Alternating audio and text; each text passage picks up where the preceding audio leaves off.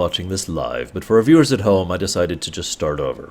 So, the last Lorerun we had was the Dragon Age series. This ended in December of last year. It has been nearly 8 months since we've actually gotten to do a no Lorerun.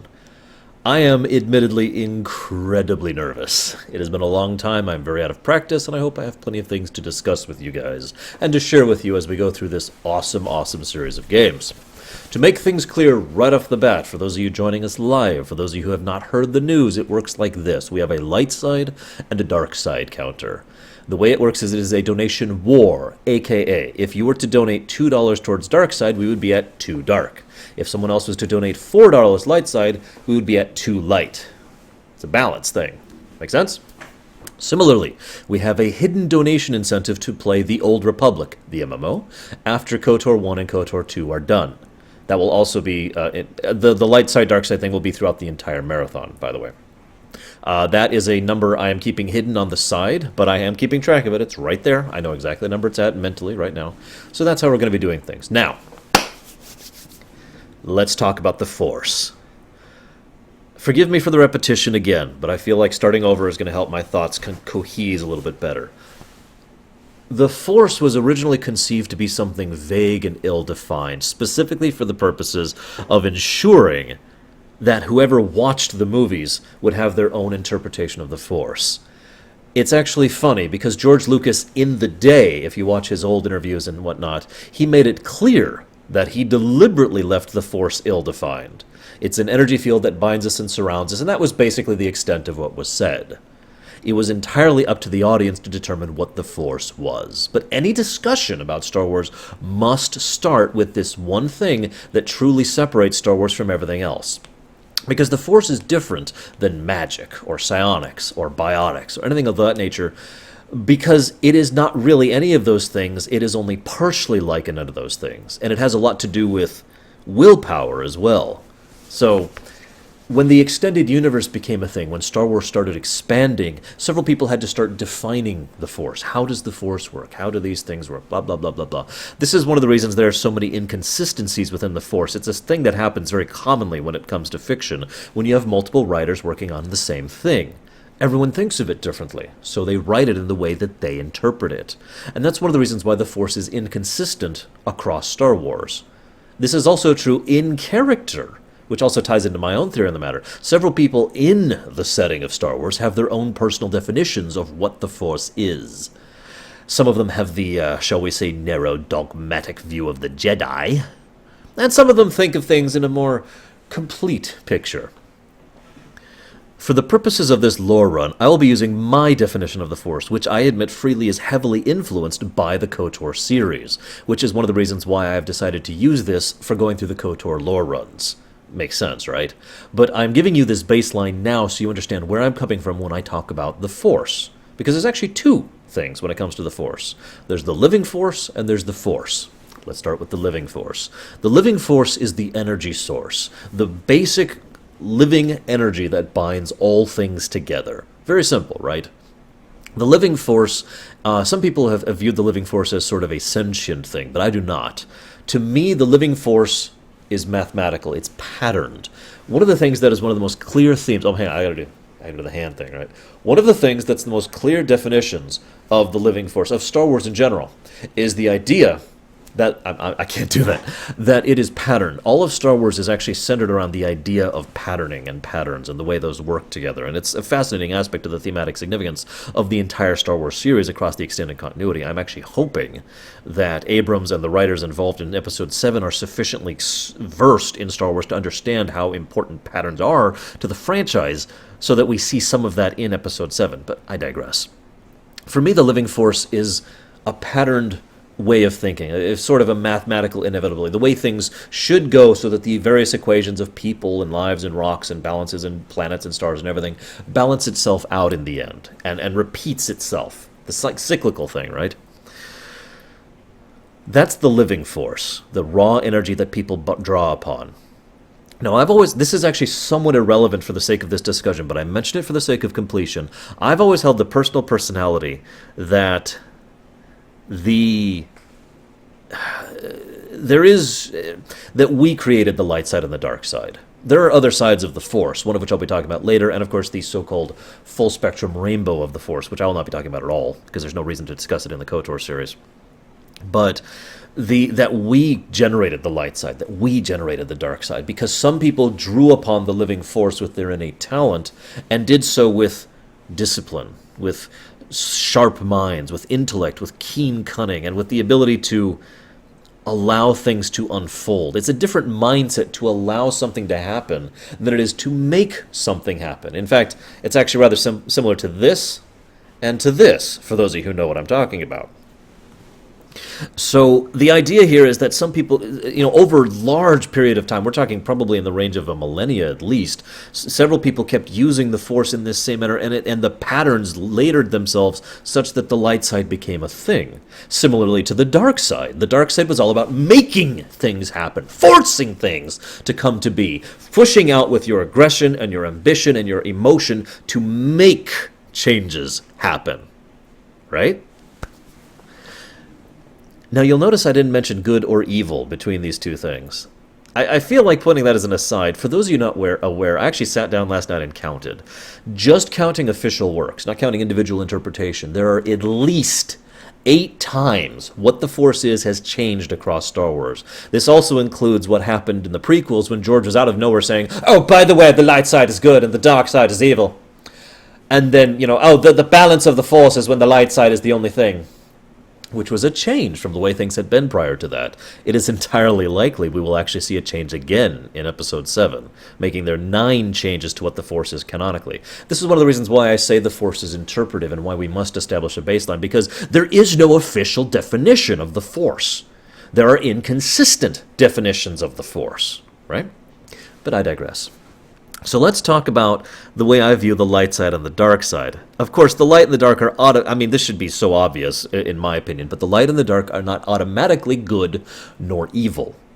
They are conduits from which we draw upon the living Force. Okay? So when that energy, that raw, pure energy of the living Force is pulled through this conduit, it is altered, and thus we get the light side Force, the dark side Force, and the other two, which again I'll talk about later. So that energy we get is literally altered. It is a different energy source. It is converted. And thus, someone who draws upon the dark side is drawing upon an energy that is aggressive, that is emotional, that is ambitious, that involves force, will, usage, right? Making things happen. Thus, someone who draws upon the dark side excessively, someone who, as I like to call it, plunges into the dark side, will become more and more inclined to that way of thinking. It requires a great deal of mental discipline and willpower to resist the effects of the light side or the dark side, because the more you use it, the more you plunge into it, the more it's going to affect you. Thus, while you can command it, it is altering you, and it requires will to resist that. One of the only characters that consistently resists the effects of both the light and the dark side is actually Luke Skywalker. And I know I hate pointing that out because some people really think of Luke Skywalker as something of a Mary Sue, especially in the later EU books. But it's worth noting that it's true. Even in the movies, Luke was still using the light side and the dark side, but, as I like to say, dipping his toe into the water rather than taking the plunge. And thus he had the discipline and the balance to literally be balanced between the two and never become too influenced by one side or the other. Now, this makes it so obvious why so many evil people use the light side, the dark side. I misspoke, I swear. And so many good people use the light side. Because someone who has that kind of discipline, restraint, and self-control is someone who is more likely to be inclined towards altruism. And someone who is interested in force and making things happen and is very emotional and ambitious and aggressive is more likely to be an evil bastard. But it is not the light side or the dark side that makes them either. It is them that does that. Now, there's a niggle here. Why is it when some Jedi give in to the dark side and fall, that they suddenly go from, I am a Jedi, to, I am evil? Well, this is entirely understandable and entirely in keeping with the characterization I've already described. Bashtil herself is actually one of the best examples of this.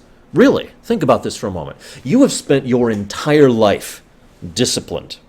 You have been restraining yourself and you have been maintaining this pose, this posture, and making sure your back is straight. And this is all mental. This is an analogy. You've been making your back straight, and you've been keeping your mind and your emotions under check for years upon years upon years, and it has been ground into you. And finally, you give into the dark side, and the dark side not only makes you stronger by doing the opposite, but it's such a relief. You can finally just, I can relax. And this is the dark side now. Now we're just, yeah, this is so much better. And so they plunge. And as they plunge into the dark side influences them, which makes them plunge further. It's a classic seesaw effect. The more they use it, the more it affects them. And this is why the worst cases of Sith are former Jedi. Because those Jedi kept themselves so restrained for so long that all of a sudden they don't have to do any of that anymore. And it's like, yes, can you imagine for a moment what that would be like to have a burden that's been sitting on you for decades, and all of a sudden it's gone.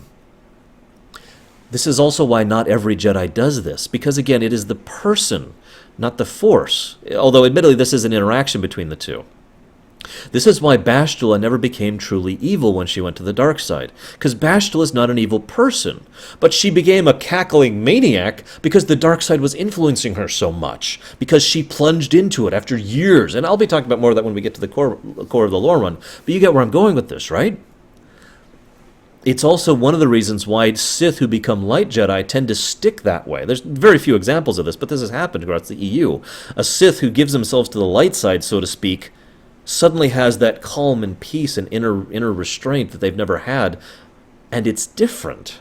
It's comforting to have that. It's nice to be able to not have to constantly be afraid or angry, just peaceful. This is also why so many of the light side Jedi do nothing, because the light side feeds on you and causes the seesaw effect just the same as the dark side does. Because the more you use it, the more you plunge into it, the more passive you become, the more inactive you become, letting things go the way they should go. And that entire mindset of non-interaction, it's like the Prime Directive taken to its worst extreme. That's why so many of the light Jedi were just, let it happen, everything will work out, and were completely useless during the original prequel trilogy. It's one of the reasons why Yoda, an incredibly wise, intelligent, powerful being, was an idiot. Because he had delved so deeply into the light side that he couldn't see past it anymore. It wasn't until he literally had his ass handed to him that he realized how far he'd fallen. Because you can fall to the light side just as easily as you can to the dark. This is my perspective on the Force. A very dangerous thing to use, and requires, again, tremendous mental self-discipline to use. But I talked about something else I want to discuss now, because this is very relevant to the KoTOR series. In fact, this is something that was invented in the KoTOR series. Gray Jedi. We're going to add a new term to the lexicon of Star Wars here. And if you disagree with me, that is, of course, entirely up to you. But I've been using this term in my head for some time, and I've been restraining myself from talking about it out loud, specifically because I wanted to announce this term here in this Lorerun, which was supposed to happen in January. Sorry, guys. Gray can be defined as several things. In the actual official canon, we have three basic ideas of what the Gray Jedi is. We've got someone who uses the light side and the dark side equally. We've got someone who uses the light side and the dark side. And we've got someone who is disavowed from the Order but isn't a Sith. All three of these definitions are vague and frankly not all that useful in my opinion. Except for the one, using the light side and the dark side equally. This is one of the reasons I called Palpatine a Gray Jedi, right? And yet I feel like there is another perspective to take on this, that some Force users draw on a completely different side, that they're not actually drawing on the light side or the dark side. They are drawing on what I like to call the silver side, that they are silver Jedi. That is a completely new mindset and perspective, that all emphasizes both balance and patterns and cycles, and has activity without aggression, and understanding and discipline without passiveness or inactivity. It is literally a balanced side of the Force to draw upon, a completely new conduit. Now, the number of Silver Jedi that have existed throughout canon are debatable, of course, because this is all up to interpretation, and indeed this is just my interpretation that I've held, admittedly for several years, but my point stands. But I like to hold up one of my favorite examples of a Silver Jedi is actually Qui-Gon Jinn. Yes, really. The man was not particularly powerful, but there was no denying he simply functioned differently than all the others of his era, and indeed across all eras. He did not think in terms of the light side. He did not think in terms of the dark side. And just because I feel like pointing this out, one of the 4 mentions of the living force ever was mentioned by Qui-Gon. Or Qui-Gon, if you prefer. It depends on how you want to pronounce that. Another excellent example of this, of a Silver Jedi, in my opinion, is Jolee Bindo. Someone who, again, is a good person. But if that's him, the side of the Force he draws upon is different. He doesn't really think of things as light or dark. In fact, he actually makes it a point several times to call you evil rather than dark, actually making the distinction in the first game we're going to be playing through. How many others belong in the silver category is, of course, wildly debatable and up to interpretation. But it is my opinion that it is sufficiently different that it needs to be mentioned, needs to be added, like I said, to the lexicon, to the terminology of Star Wars, to understand that there's another conduit other than the light side and the dark side and the rainbow thing. And it's not actually called the rainbow. They refer to it as a full-color spectrum, but rainbow is an easier word to say than full-color spectrum.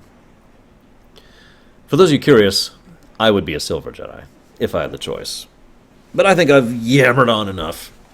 Why don't we go ahead and get started with Knights of the Old Republic 1. Now, believe it or not, I have not finished yammering, because we have even more yammering to get over. But before we do that, we need to get a poll going.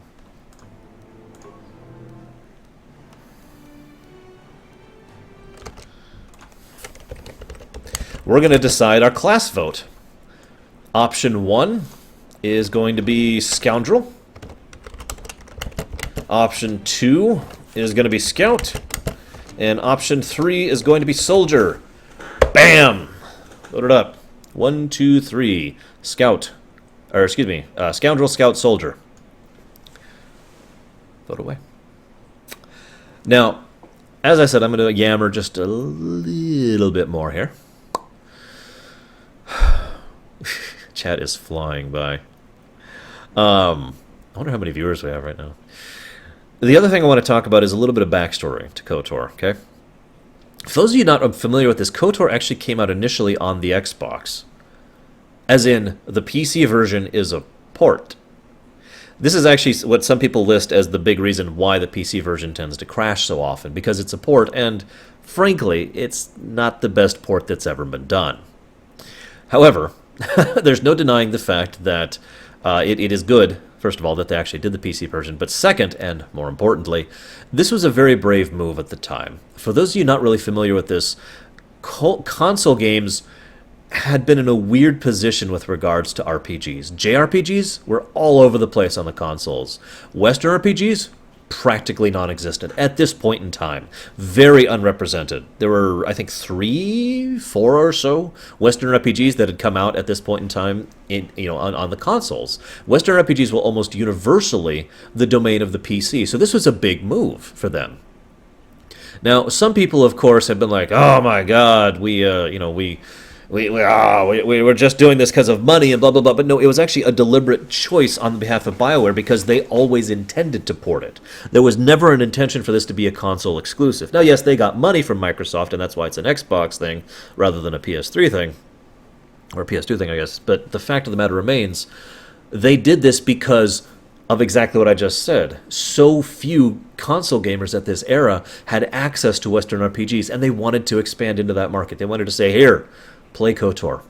It's one of the reasons why Western RPGs, in my blunt opinion, became a big deal with regards to console gaming. Why so many console games started getting Western RPGs. Bethesda and BioWare both pushed this with their games, and it just kind of expanded from there. I gotta say, though, there's no PC Master Race or console Master Race or any versus here. That's not really the point. The point I'm trying to make is that this was a brave move for BioWare, and it did something amazing. It did 2 things. Number 1, it got BioWare on the map. BioWare existed before this, and some of their people had done a lot of work before this, and some of those games were well known amongst RPG fans. But this game actually got BioWare noticed on the overall market. KoTOR is what made people realize who BioWare is and what kind of a company they were, and generated that kind of consumer trust in the company. Oh, we got some lightning going on here. That's not going to work. I'm not going to be able to get rid of that. Except by cheating. The second thing it did, in addition to getting BioWare noticed, was it got a lot of people interested in RPGs who'd never had a chance to play them again. I know this sounds weird, and this is one of the reasons, as weird as this sounds, as communist as this sounds, I don't like the idea of exclusives in most cases, because most people, there's plenty of people who actually want to play game type A, but they can't because all they have is a console type A, or a PC, or whatever. And so the idea of KoTOR coming out on the Xbox, several people are like, yeah, I'd love to play that kind of a game. Let's try it. This is great. And so a whole new bunch of people who had never actually played these kind of games before suddenly had the ability to and got interested in them. So that was a great thing. There was a bit of a snag, though. See, the reason BioWare has only ever made 2 Star Wars games ever is because of the fact that they didn't actually want to keep doing this. It's a weird dichotomy. When BioWare first made KoTOR, they were pumped. The people at BioWare who worked on KoTOR, the first game, loved Star Wars. And it shows. This game shows their love and their enthusiasm for Star Wars. As I've often described before, KoTOR feels like a Star Wars game, and yet at no point apes Star Wars. They actually got new music for this in the style of Star Wars without actually being John Williams' own music. And that may not sound weird, but remember at the time, this was brand new. Nobody done this up until this point in time. Not really. They just used the Star Wars songs or takes on the Star Wars songs. This was new music done in John Williams' style. This was new storytelling done in the style of the original trilogy. Again, it felt like Star Wars, but it wasn't an aping. It wasn't a mimicking. It wasn't just taking Empire Strikes Back and shoving it onto a game. That's one of the things that really defined KoTOR and helped it to really expand in popularity. It's one of the reasons why so many people view the KoTOR series, the Old Republic series in general, as the definitive Star Wars. Because they really did something with it. And no, Melancholy. This is also kind of new because there was kind of a stigma at this point in time, which some people aren't actually fully aware of because it was kind of a non-stigma. See, amongst people who were regular gamers, they knew there were good Star Wars games up to this point in time. And there were. There were actually quite a few. But amongst the common public, there were no good Star Wars games up to this point in time. This is the game that broke the curse and was the first good Star Wars game. Now, obviously, as I just said, that's not actually true. There were good Star Wars games prior to this. But there were also a lot of really bad Star Wars games prior to this. And that's kind of the problem. It had been considered a thing where, at least again, amongst the common populace, where it was impossible to make a good movie game out of this particular franchise. Now, I mention that because that was common in general. For those of you not aware, this is actually kind of true to this day.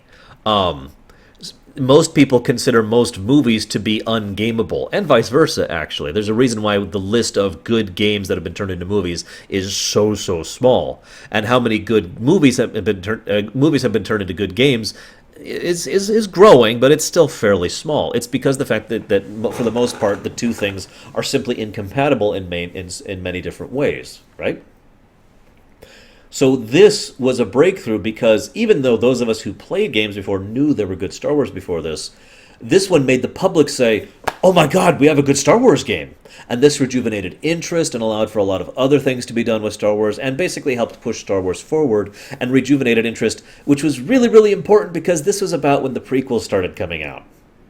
This was before, I forget the exact time, forgive me, but I know this was after Episode 1 and before Episode 3. And it was a point in which Star Wars interest was kind of declining amongst overall people. Because, well, because Episode 1 and Episode 2. I mean, I hate to say it so bluntly, but it is true. Sorry. So this game helped really rejuvenate interest in Star Wars at a time at which it was very much needed. This is also why KoTOR 2 had so much support from the company who wanted to do it. Not BioWare, because BioWare wanted to do their own IP. No matter what BioWare did, anything they did in KoTOR was owned by LucasArts. And that's why BioWare basically abandoned KoTOR until Tor came around, which we'll talk about later. But Obsidian was in the exact same position BioWare was. Lots of Star Wars fans, lots of awesome people, great writers, some of the best writers in gaming. This is true up until like last year, basically. So Obsidian was like, we want to make a Star Wars game. Can we make the sequel? God, please, can we make the sequel? And so lots and lots of people were like, oh my God, yes, please, go, make the sequel. Because even at this point in time, Obsidian had a bit of a reputation amongst PC gamer fans for all the excellent work that their previous people had done. This is, again, composed of a lot of the people who worked on games that you may have heard of, like Fallout or Baldur's Gate. Several of the people who worked on those games were working at Obsidian when they made KoTOR 2. And it shows. KoTOR 2 is pretty buggy, all things considered, but there is no real denying that KoTOR 2 is basically better written than KoTOR 1 in every way. I'm sorry. But that's Obsidian in a nutshell, right? However, that, of course, is when everything went to hell, because then they were told, you've got a deadline and we can't let you finish your game. So they chopped off an entire planet of content, little bits of stuff here and there, and then they took the ending and said, no, just end the game. And KoTOR 2 sold pretty well, but had some very mixed critical reception, because KoTOR 2 it's literally like, amazing, terrible ending. Ironically, that's exactly what happened with Neverwinter Nights 2. Another franchise that came from BioWare that Obsidian worked on that had the same situation at the end. Although in the defense of Neverwinter Nights 2, they then fixed that with Mask of the Betrayer, which then resolved all the situations of Neverwinter Nights 2's terrible, terrible ending. But again, it's the exact same situation. Mass Effect, Neverwinter Nights 2 and KoTOR 2 both were really amazing games, amazingly written, amazing complexity, absolutely incredible, terrible ending. Just BAM! Out of nowhere. For those, I'm going to spoil something, because screw you. The ending of Neverwinter Nights 2, I swear to God, I'm not joking, is rocks fall, everyone dies. You beat the last boss, and there's a very bored-sounding narrator who's talking about how the place you're in collapses and you all die. And that's the ending of Neverwinter Nights 2. I'm going to spoil KoTOR 2's ending for you. Ready for it? You beat the last boss, you get a little bit of a, here's how this goes, and then you see the ship fly away and that's it. You see the problem? But it is worth noting that we still have an amazing game in KoTOR 2 and KoTOR 1. And I'm really looking forward to going through these. So, it looks like people have stopped voting. I've been watching the chat idly here. Why don't we go ahead and cut it off in 3, 2, 1! Scoundrel it is! Django, I'm sure you'll be happy. So let's switch over to this. Now, at the moment, we are still at 0 on the light and dark counter. That means, for those of you not aware, 0 means leaning towards light, but trying to maintain gray, as in light, dark, kind of a mix of the two. Where the heck's the webcam? There it is. There's the webcam. I'm here, guys, I swear. So that's where we're at with this. Now, I hate to tell you guys, but I'm actually going to go ahead and take my robe off. I love this robe, but it is pretty hot in here. I was only wearing it for the intro. There we go. Let's get this robe out of here. I am hyped. I just went to the store last night. I have the wrong image up. I just noticed we're not playing Tor. We're playing KoTOR 1. There we go. Let's do it. Ties for life, by the way. I remember that British Twitch, but of course I don't. All right, we need to set up a couple things really quick, because in order to stream this, we have to do this the old-fashioned way. And by the old-fashioned way, I mean the boring way. Hi, Samurai. Damn it, I just got everything set up, and now I got to get everything set up again. Damn it, Samurai. Hang on. I'd have to think about that, Takoida, but definitely there would be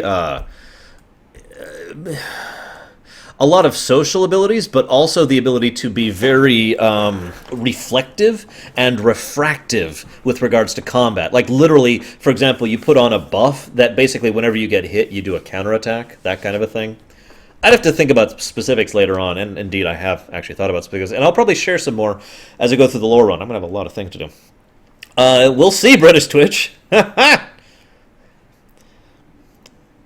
hang on. Where's this thing? I'm sorry, guys. I got up at like 9 today, and I spent this whole morning getting ready.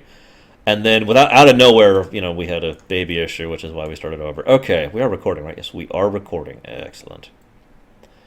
Excellent. Is this... Yes, this is the light side one.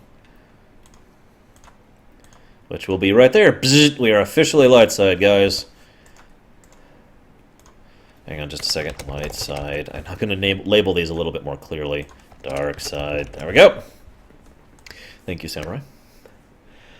Alright, I'm going to try my best to keep up with chat, but as ever, I may have some issues with that, especially with how fast it's going around, so wish me luck. Let's go ahead and play some KoTOR.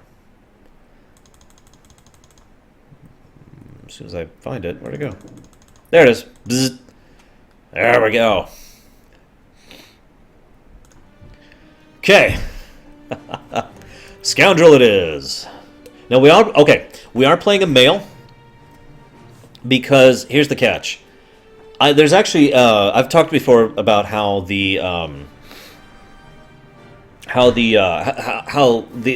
me my Revan is female but still romanced Bastila. There is a mod to make that happen, but it doesn't do the only thing that actually matters.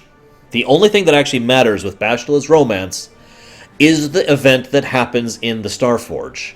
And that event will not happen with that mod. Therefore, that mod is worthless. So, we're going with male, for anybody who's curious. So, let's set up custom here. Let's see, we've got lots of faces, but I gotta be honest, there's only one male face I've ever used here. So, we're gonna use that one. This one right here.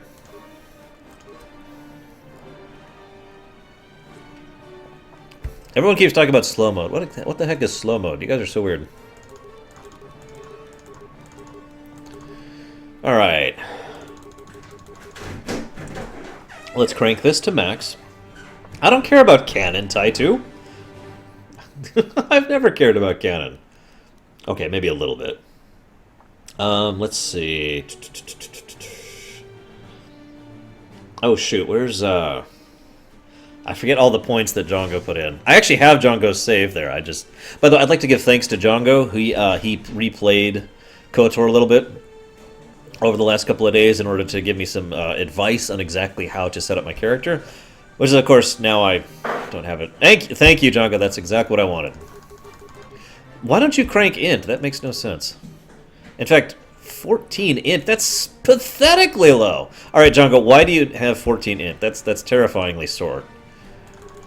I mean, that is really, really, really slow. Like, really, really low. I also don't have the ability to raise everything that high.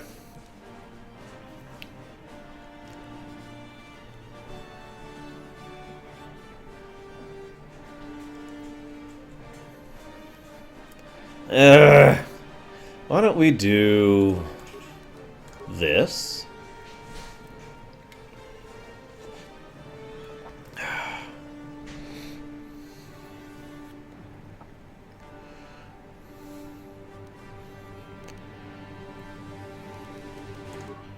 Oh yeah, I don't need persuade at all. Okay. We'll go with this. This sounds good to me. Actually, no. We're gonna do this. You can wait, Frozen. I won't need them for a while.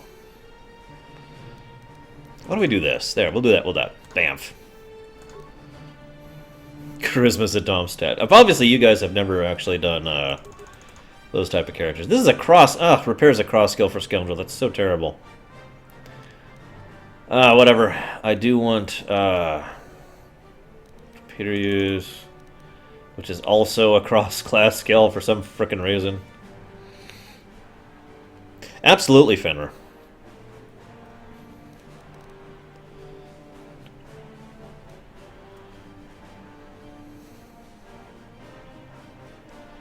What else we got here? Where the heck is... Oh, there's Persuade. There we go. I was literally looking for Persuade. Couldn't find it. And, of course, we're going to raise that, and that, and this. There we go.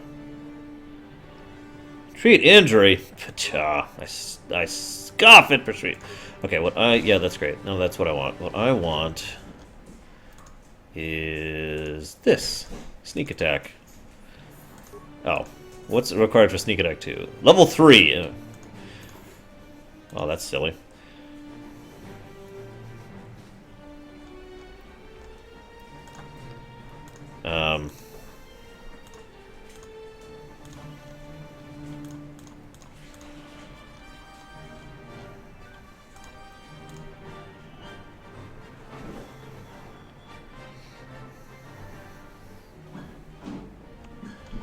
Alright, we'll get Flurry. Weirdo.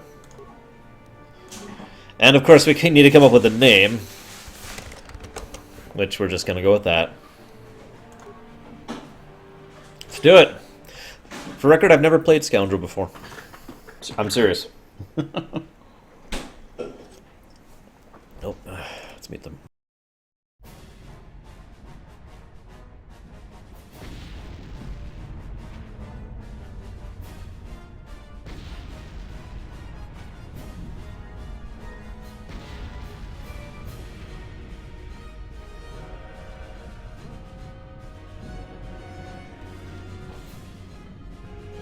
We've been ambushed by a Sith battle fleet. The Endar Spire is under attack. Hurry up, we don't have much time. I'm Trask Ulgo, ensign with the Republic fleet. I'm your bunkmate here on the Endar Spire. We work opposite shifts. I guess that's why you haven't seen me before. Now hurry up. We have to find Bastila. We have to make sure she makes it off the ship alive. Bastila is the commanding officer on the Endar Spire. Well, not an officer, really. But she's the one in charge of this mission. One of our primary duties is to guarantee her survival in the event of an enemy attack. You swore an oath just like everyone else on this mission. Now it's time to make good on that oath. I know all about your reputation. How you used to smuggle spice and blasters along the Corellian run. I guess the Republic figured since they couldn't catch you, they might as well hire you. And I'll admit, the Republic is in desperate need of someone with your kind of skills. Desperate enough to overlook your shady past. But now that you signed on for this mission, you're part of the Republic fleet. And Bastila needs all troops at her side during this attack. So hurry up and grab your gear. You need to suit up so we can get out of here.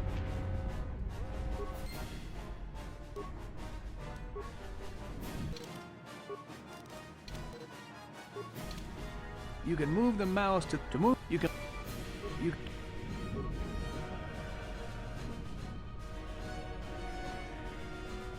So I want you guys to be paying attention to something as we're going through here, by the way. Because this is actually, believe it or not, really important in a weird sense of the word. We're on a big old Doom ship of Doom, right? The Endar Spire. And the Endar Spire is falling apart and being attacked and all this horrible stuff. Now, you might be wondering why I'm bringing that up. Just keep it in mind, okay? Because I'll be bringing this up later. Let's do it! Leroy! Yeah, I'm equipped. Let's move out. We should stick together. You'll have more success with a party than on your own. Okay.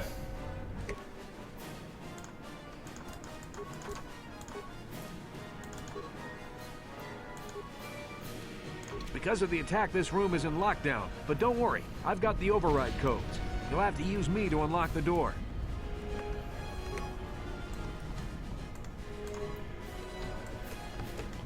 Yeah, fine. We'll do it manually. Now that the door is open, you better take the lead again. Alright, guys, let's do it.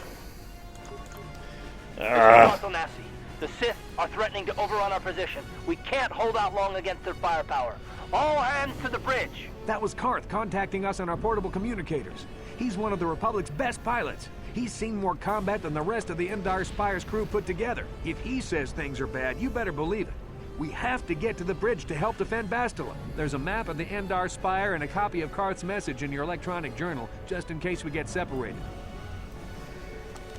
By the way, anti-aliasing is off on purpose for stability and streaming reasons. For anybody who's curious. No problem. Got it. Sorry, guys.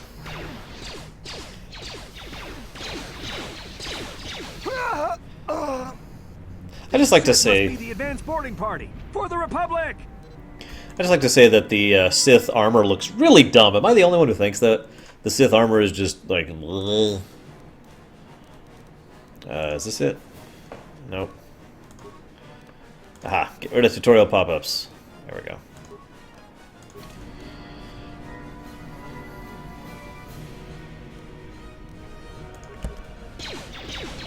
And I am very accurate. I'm going to shoot the ground there.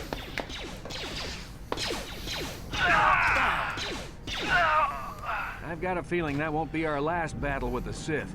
Good thing we have med packs to heal our wounds. It might be a good idea to use one now before our next battle. Damn it, Django. What is with you and insisting I use a sword? Fine.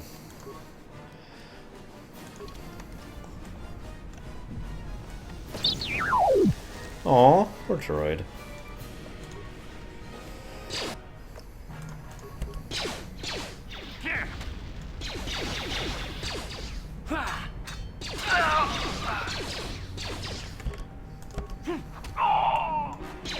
No, I have not, Fu. Nor will I ever. Don't ask.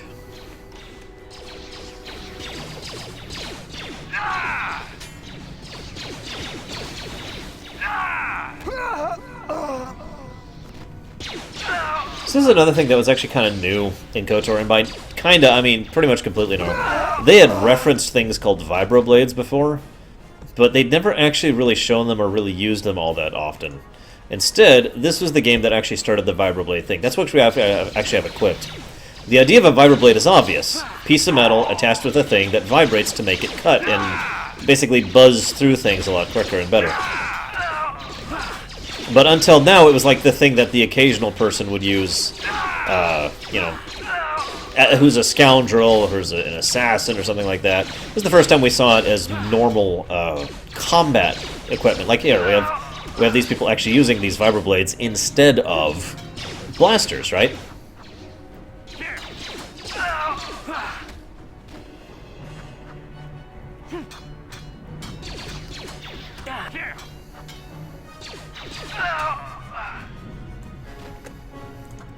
So for those of you who's not actually familiar with this, I did a test run of this game where I was level 2 the entire time, all the way up to Dantooine, and with no health packs the whole time too. I made it happen, by the way. And it's locked. Yes, apparently, Judlin, that's what we're going with.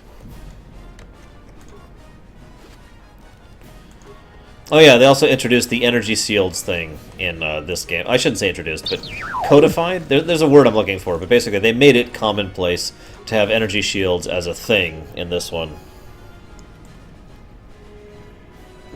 Personally, I think T3 was underused in the first game, Pandemonium. It's a Dark Jedi. This fight is too much for us. We better stay back. All we do is get in the way. By the way, that's Darth Bandon right there. Seriously.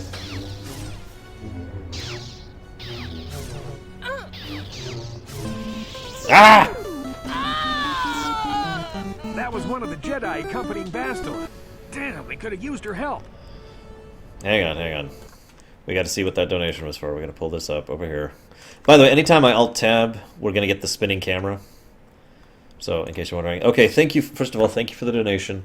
If you want it to go towards something, any of the 2 donation incentives we have, you need to put in a comment what it is. So, Lightside, thank you. Yes, if you put it in the comments, I could just go and check, and we'll do that. So we're at 25 now. There we go.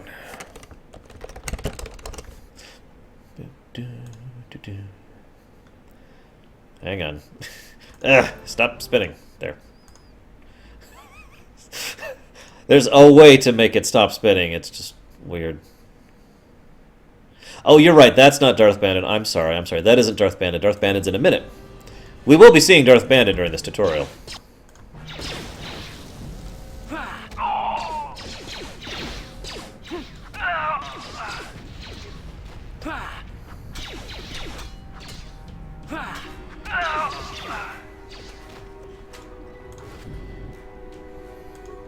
Well, I could take their lightsabers, but I'm just gonna take random stuff. By the way, certain versions of this game have completely random loot, and I mean completely.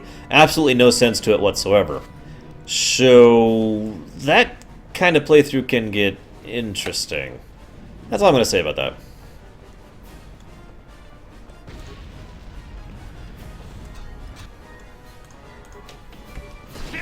So Darth Bandon was an idiot, and he was like, "I must be more of an idiot." So he decided to serve under the greatest idiot in all of the Sith Empire. I am, of course, referring to Darth Malak. Not at all, Omni. Not even in the tiniest little bit. Bastila is not here on the bridge. They must have retreated to the escape pods. We better head that way, too. The Sith want Bastila alive, but once she's off the ship, there's nothing stopping them from blasting the Endar Spire into galactic dust. This is something that's always amused me about the Star Wars setting.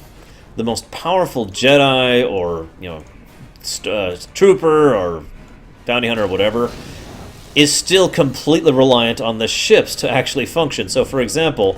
Oh, there. Why am I... There we go. So, for example, if you had, you know, the most amazing Darth Vishay powerful Jedi ever in a ship, and you blow up the ship, their power doesn't matter. They still die. Okay, so this is the one and only forced level up in the entire game, which I gotta remember. There we go, level up, okay. So let's crank everything. Ah! That was quick.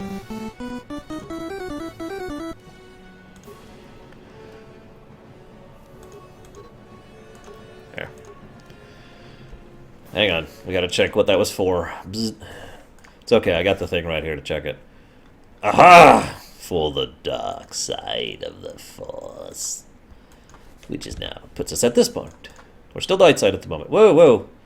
Whoa, wrong thing. We're not playing StarCraft. We're not playing StarCraft. Okay, there we go. Okay, we're okay, guys. We're okay. I can't take that.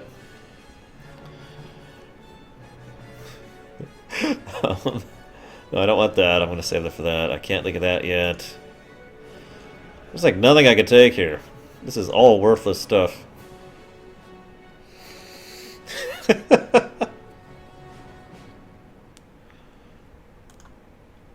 guess we could get toughness? Yeah, I was going to say, toughness looks like the only option, so we'll go ahead and do toughness.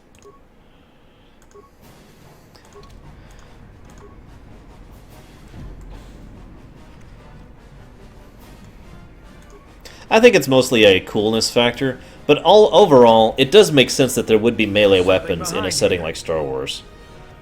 Personally. Damn, There's Darth Bandon! I'll try to hold him off. Yeah, The escape pods. that's Go. Darth Bandon, right there. Notice how he has no lines, and is totally irrelevant to the story. Just felt like pointing that out.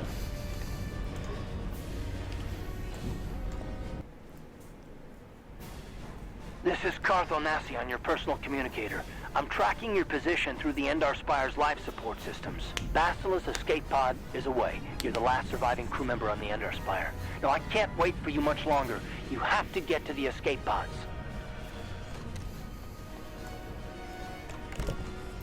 No, we'll see Bandon again later. Sigh, sadly.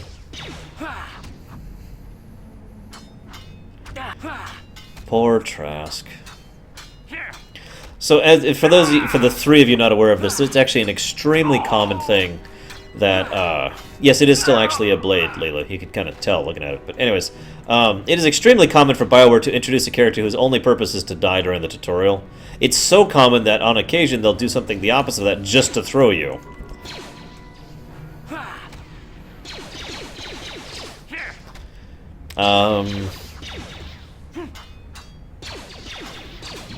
I don't know, Pandemonium. I'd probably go with HK. Not evil.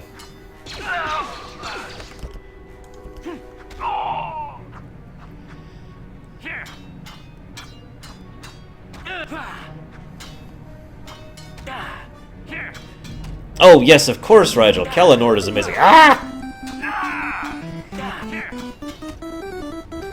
I hope you guys enjoy the animation there, for those who haven't seen it, by the way. There's a whole squad of Sith troopers on the other side of that door. You need to find some way to thin their numbers. You could reprogram the damaged assault droid to help you, if you have enough repair parts. Or you could use computer spikes to slice into the terminal and use the Endar Spire's security systems against the Sith. Why would he use special attacks, Phil? You are so weird. And, okay, so that's 10 more here. Ah, come on. There we go, light side. I know. Shut up. Gotta update the thing. There we go. Okay.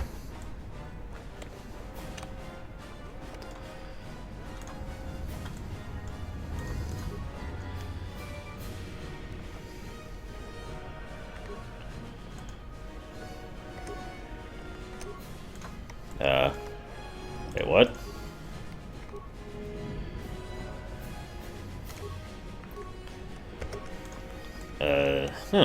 Oh, here we go. Duh. There we go.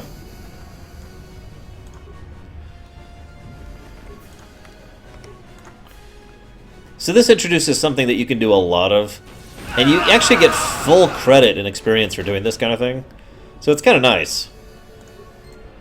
It's a nice little thing they added to help you think your way through situations and make sure that the game wasn't fully combat heavy. Even though certain parts of the games are a little bit fully combat heavy. Cough, cough, Starforge, cough, cough. But whatever. You've made it just in time. Hey, Karth. There's only one active escape pod left. Come on, we can hide out on the planet below. I'm a soldier with the Republic, like you.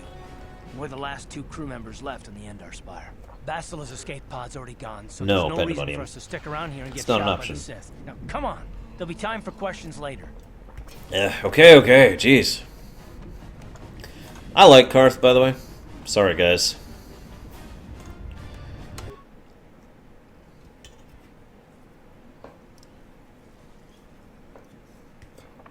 Don't crash.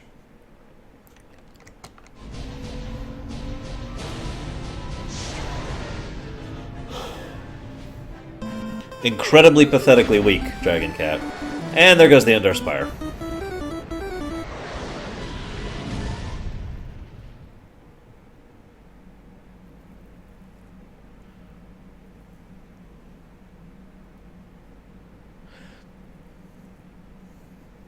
Also, most people wouldn't actually recognize Revan, since for several years he's been wearing the mask.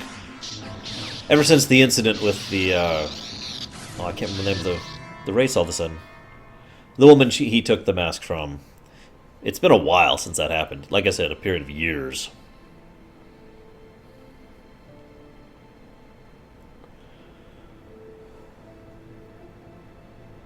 Good to see you up instead of thrashing about in your sleep. You must have been having one hell of a nightmare. KoTOR, that was I it, was thank you. wondering if you were ever going to wake up. I'm Karth, one of the Republic soldiers from the Endar Spire. I was with you on the escape pod. Do you remember? That was 3 seconds ago, of course I remember. God, okay, now let's check what that donation was just now. If it'll load. There we go. Oh, okay. Well, we'll go ahead. You can only put it towards one or the other, Grey Wolf. So would you like it towards light side or towards the Tor hidden donation? Either's acceptable. Nobody here will massacre you horribly. Let's talk for a moment. For those of you who don't know some of the backstory of Revan, Revan was actually trained under a woman named Kreia, or Treya, or whatever the hell name she was going by at the time. In all honesty, I get her various names mixed up. Thank you, Grey Wolf. And thank you for the donation. And Revan was what we call incredibly... He had an incredible presence.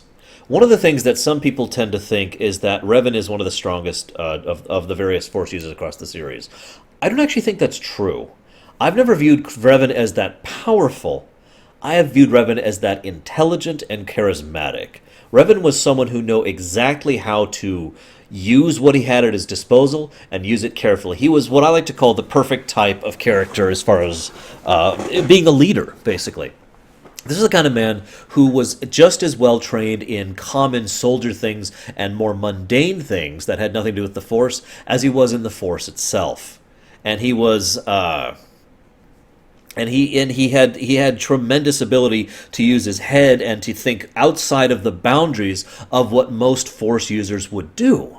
Most Force users across the entire franchise, this is something they do on purpose in this game, by the way, have this thing where, holy crap, text wall. One of the things that most Force users tend to do, dark or light, by the way, this is true across both, is they tend to lean on the Force as a crutch. They don't think about using normal abilities. They don't think about using mundane skills or being clever about how they use the Force. They just use the Force and that's it, right? It's ironic. This is actually something that, of all things, Harry Potter actually talks about too. How so many wizards lean on magic so much they don't think about actually thinking.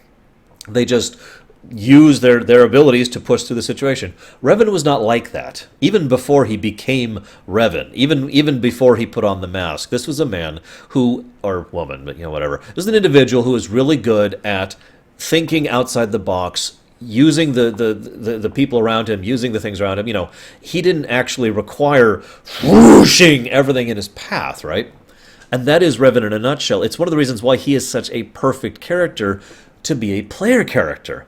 Because you can do whatever you want with him. You could be a level 8 scoundrel, which is, I believe, what we're going to be going for, and an additional level Jedi, and that's still in character. That's still Revan, right? You could be a level 2 scoundrel, or soldier, is what I normally do. Level 2 soldier, and a level 18 Jedi, and that's still Revan.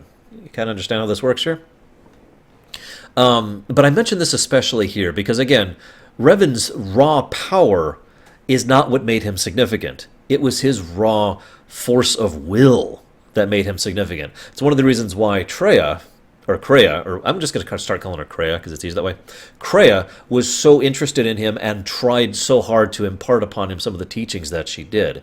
It's one of the reasons why so many other leaders of the Jedi, of the Jedi Council at this time, were very anti-Revan. This is also ties into something else I want to talk about here really quick. I forgot to look up the exact time. I'm sure several of my viewers could tell me the exact timeline here, but this occurs not too long after the Exar Kun crap. The horrors of all that nightmare that happened, right? And this is a situation in which the Jedi... I'm trying to think how to phrase this. It has always been my opinion that this is kind of the beginning of the Jedi Order being stupid, okay? This is important because I personally have this theory that it's all because of Exar Kun. We don't really hear much about the Jedi being stupid until the Exar Kun incident. And when we reach this game, which apparently is 30 to 50, I don't know, people are giving me random time. But anyways, several decades after the Exar Kun incident, this is when the Jedi Order finally started being stupid. Because they were so horrified by the nightmare that Exar Kun was and all that he unleashed. Because remember, Exar Kun was a Jedi. He was a light Jedi who did what I was talking about earlier. He fell to the dark side, plunged into it, and became a horrible nightmare thing, right? So the Jedi Order did what most people do when they find out something horrible happens. They react violently in the opposite direction, okay? This is pendulum theory right here, okay? We went all the way over here with the Exar Kun thing, and so the Jedi Order swung way over here to compensate. That's why the Order was so stupid for this area. Thank you, Fast Quick, by the way. Hi, everyone, but I haven't said hi to anyone yet, so hi, all my viewers. So this is why they were so stupid, because they were reacting to everything that happened. They were like, oh God, we've got to lock down. We've got to lock down. No emotion, okay? No emotion. We're not going to allow anything outside of the code. We're not going to allow anything outside of the doctrine. We're going to lock the Jedi Order down, and we'll never have an Exar Kun ever again. So what ends up happening is the Mandalorians happen. The Mandalorians swoop in, crush the crap out of the Republic, and the Jedi Order... If this had happened before the Exar Kun thing, the Jedi Order would have been first in line to help defend the Republic. But this is this new order. This is the Jedi Order. This is the ability, this is the time in which they don't have the ability to think outside the box. So instead of, yes, we will help save the Republic, it was, we cannot do anything to help save the Republic. And my body language is very deliberate here. This is what the Jedi Order was doing, okay? So they're hiding in their little corner, you know, just kind of retreating backwards here. And the whole time the Republic are getting stomped. But that's not going to sit well with everyone, now is it? Remember, most of the leaders of the Order at this time are people who were either alive during or active during the Exar Kun incident. There are still people who are survivors from that incident on the Jedi Council, for God's sakes. So they still remember how terrible that was, and they still have that fear. But younger people who are not around for that time, like Revan, like... I forget his whole name. Malik's full name is like this 20-digit thing of doom. I have no idea how to say his name. But anyways, these two people were like, no, we've got to do something. And so they went out to freaking do something about it. And a lot of Jedi followed them. A lot of Jedi were like, no, we've got to help these people. The Republic is getting crushed. And don't forget, the Mandalorians were going out of their way to specifically commit atrocities for no other reason than to provoke the Republic into war. It is a classic strategy that you do something horrible, not because you're evil, not because you want to make people suffer, not because you're screwed up. You do it because you want to force your opponent to fight you back. And that's all the Mandalorians wanted. They wanted a fight. Isn't that funny? But anyways, forgive me. Let's keep moving forward. So the Mandalorians are like, ah! And then, the Republic is like, ah! Revan comes out, and Revan wins the war. Now, I'll start talking about more of the war, especially when we get to KoTOR 2. We're going to be talking about the war there especially. But the significance of the war here is that it forced the Jedi to start doing things that were horrible. This is going to lead to the situation in KoTOR 2, but Revan was able to do these things. Revan was able to make these decisions. Revan was able to be a leader. Revan didn't make that war win because he was that powerful. This is all getting me back to my main point. Revan was not a Palpatine. Revan was not a Vishay. Okay? Revan was Revan. In many ways, he's actually kind of like Luke is at his height. Or Qui-Gon Jinn, for that matter. He was someone who walked forward and said, no, I'm going to lead us to victory by virtue of intellect and skill and strategy and charisma. There's a brilliant quote later where I can never think of his name, the awesome guy, the Mandalorian, says something along the lines of, you turned a disorganized, disenfranchised mess into a victorious war front that actually turned the tide of the war and beat us. That's what Revan did. And none of that was because he was simply that powerful. It's actually one of the reasons, well, I don't want to spoil too much of this Lorerun, but Canderous, thank you. I can never think of his name. Even when I did Rumination, I couldn't think of poor Canderous. But yeah, it's just shout out Theodore, because I didn't mean to forget him. But yeah, yes, the Preserver. That's a great way to put it. It's one of the reasons why Revan's character development is so interesting, because you can't just walk into a situation and win. This is why this works so brilliantly in a video game. They don't give you someone like, forgive me for putting it this way, Forced Unleashed. Shadow, where you been? We missed you. We've been streaming. Oh, wait, you missed the 4-drop fiesta and everything. I hope your move went well. So, sorry, guys. Shadow's one of my longtime viewers, and I haven't seen him all week. This is one of the reasons why because they don't give you a super-powered character to play in KoTOR 1. They give you a character.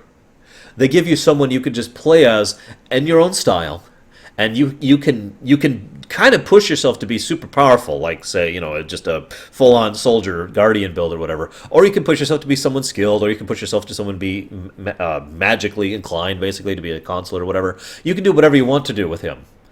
And opposed to playing someone like, and I hate to keep pointing this out, but like Force Unleashed, where you play Jackass, whose name is not worthy of being remembered, where you just go, blah, blah, blah.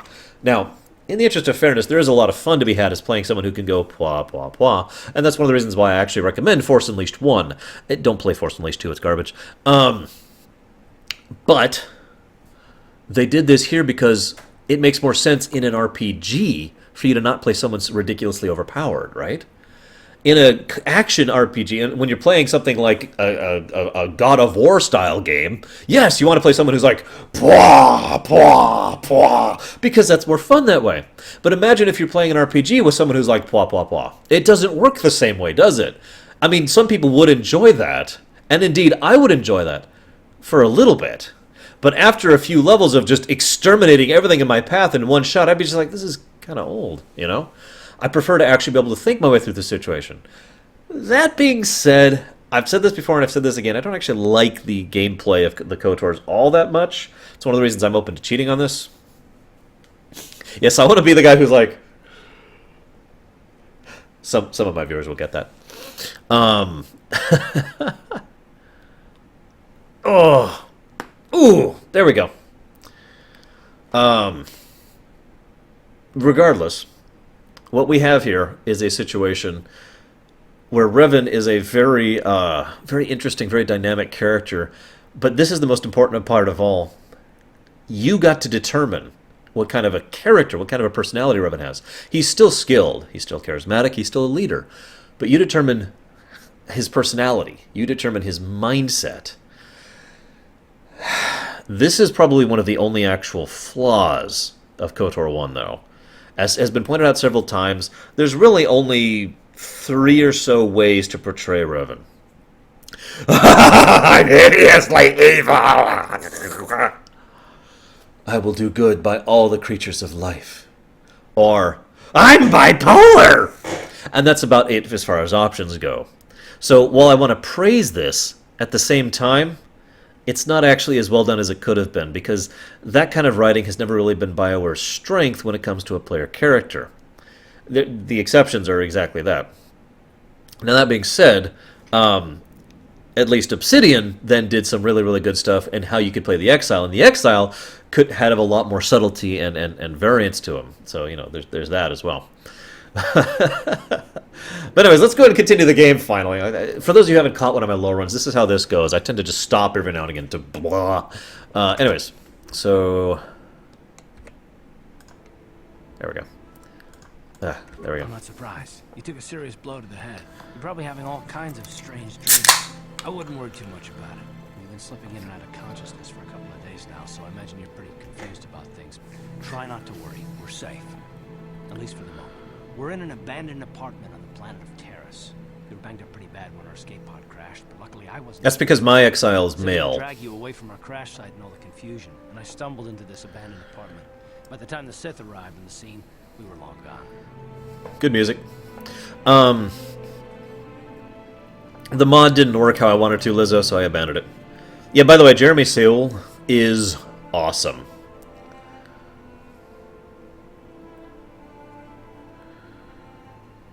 Okay, Django.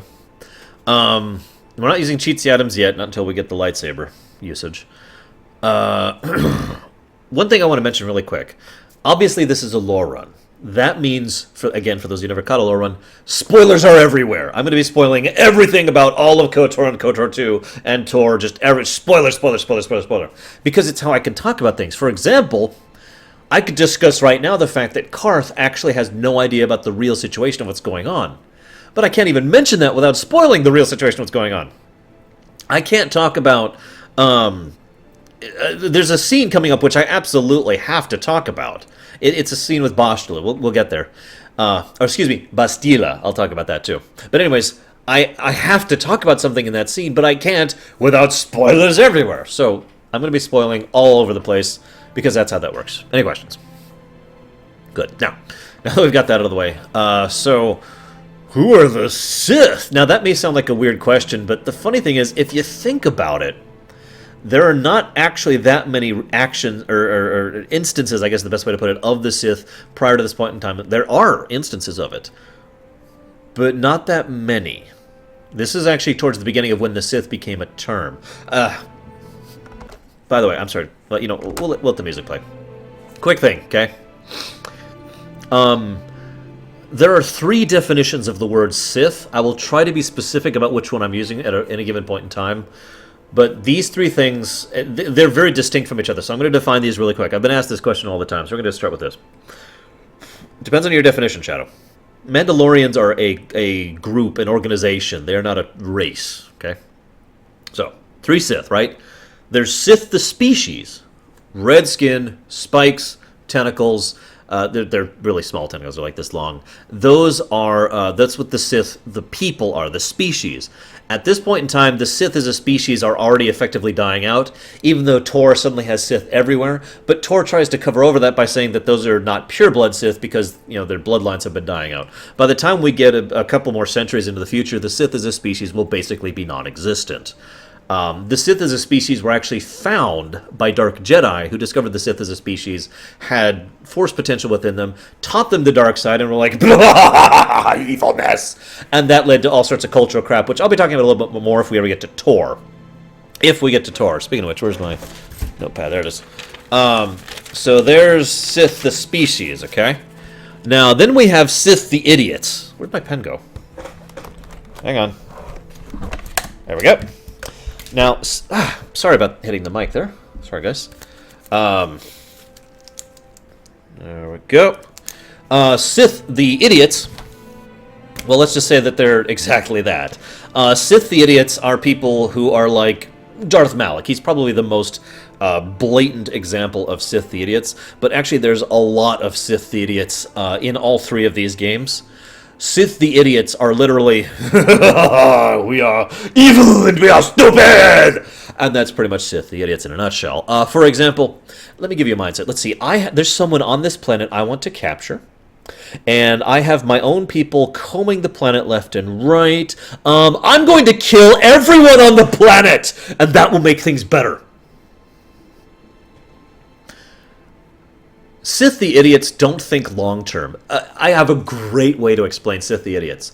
Sith the idiots are like shareholders of corporations. We want money now, even though it will cost us in the long term.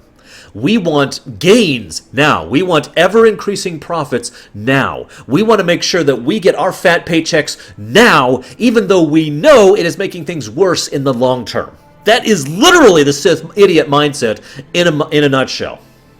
I'm not even kidding. This is a one-to-one. Oh, God. Donation. This is literally a one-to-one thing. I'm not even kidding. I really am not exaggerating here, okay? Corporate shareholders, overall, tend to view the now at the expense of the then. And that's exactly what Sith idiots do.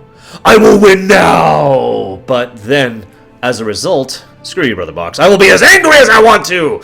Dark side! So Sith the idiots will gain things now. They'll torture people and hurt people and kill people, do all stupidly evil things, even though it actually hurts their cause in the long term, because at least right now it'll work. Then there's Sith the mindset, okay? Now, hang on. I gotta check what that donation was for really quick. Thank you, Bowman. Uh-oh, there's Darth Bowman. No! Darth Bowman! We are down to 33 light now. There we go. So, where the hell was I? Oh, right, okay. So, Sith the mindset. In fact, I actually gotta look up the Sith code, because I want to quote this for you, okay? You ready for this? This is hilariously awesome.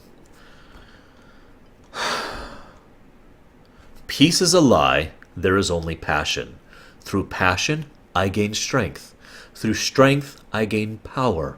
Through power, I gain victory. Through victory, my chains are broken. The Force shall set me free. Okay? That's the Sith code. This is the third definition of the Sith, okay? The Sith code, if you're paying any attention, is something that almost none of these Sith idiots actually follow at all. How many of the Sith... This is true. I'll talk about this more when we get to Korriban, but there's so many of the Sith... idiot Sith. There's so many idiot Sith who are like, we are Sith, and they'll even talk about the Sith code, but they actually don't follow it. They don't care about strength. They care about deception and lying and trickery and trying to not actually use cunning, but instead they just use duplicity or stupidity or circumstances. One of the things that describes Malak as an idiot Sith so much is he violates the Sith code. Why? Because he couldn't beat Revan one-to-one. He did not have the strength. He did not have the power to stand up against Revan. Right? So he tried to face him once and lost his jaw for it. I'll talk about that later. And then he waited for an opportunity where he could beat him when Revan had his back turned. And there's no strength in that. There's no proving his power. Malak did not earn the mantle he took. And there are several Sith you will encounter in this game who actually make a point of that. Who actually mention, hey, he's not actually... I mean, Malak is our lord and all, but he hasn't earned it. He hasn't followed the Sith code. Now, my favorite example of a Sith who is a real Sith is actually Darth Malgus. He is from Tor, by the way. And he is a true Sith, word to word. He follows the Sith code. He is evil, but he has a great deal of sense of decency about him. He follows the code about strength and power. He knows how to respect his opponents when they are capable of demonstrating their own strength and their own freedom. He himself uses the Force in order to free him. You know, there's plenty of different things with regards to what Malgus does that follows the Sith code. Ergo, a real Sith, of these three definitions here, a real Sith here is someone who actually follows the Sith code and keeps to that mentality. They are not necessarily evil as well, although I actually, off the top of my head, can't think of anyone who follows the Sith code who is not evil, but I'm sure they exist. But there's nothing necessarily evil about it. They're just there, right? Yeah, Malgus was even married until that went to hell. And yeah, Malgus was also an equal rights advocate. Malgus is a very interesting character. You know, we may or may not be talking about him later, but I digress. So those are the three definitions of the Sith. Okay. Now I mention this now because we have to decide. Let's get the music going. We have to decide what kind of Sith Revan was. Past tense being emphasized here.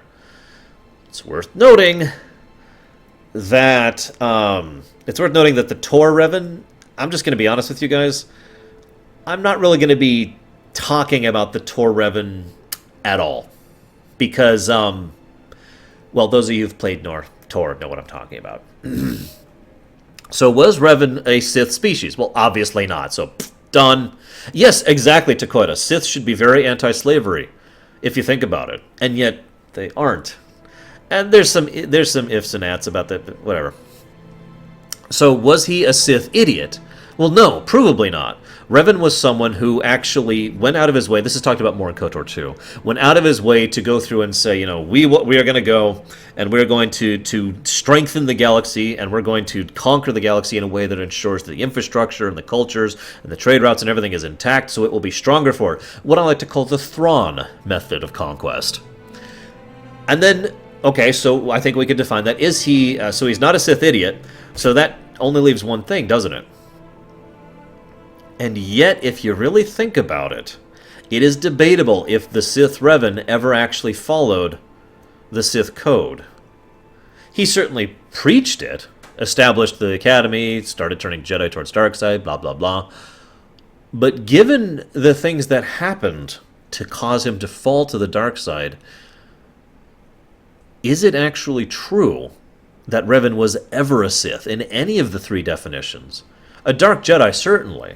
And someone who was twisted by the dark side, certainly. But a Sith? I can only give my opinion, because we don't actually know. It is a matter of definition at this point. It is a matter of your perspective. Which of these Sith does Revan apply to? I postulate the theory that Revan was never a Sith.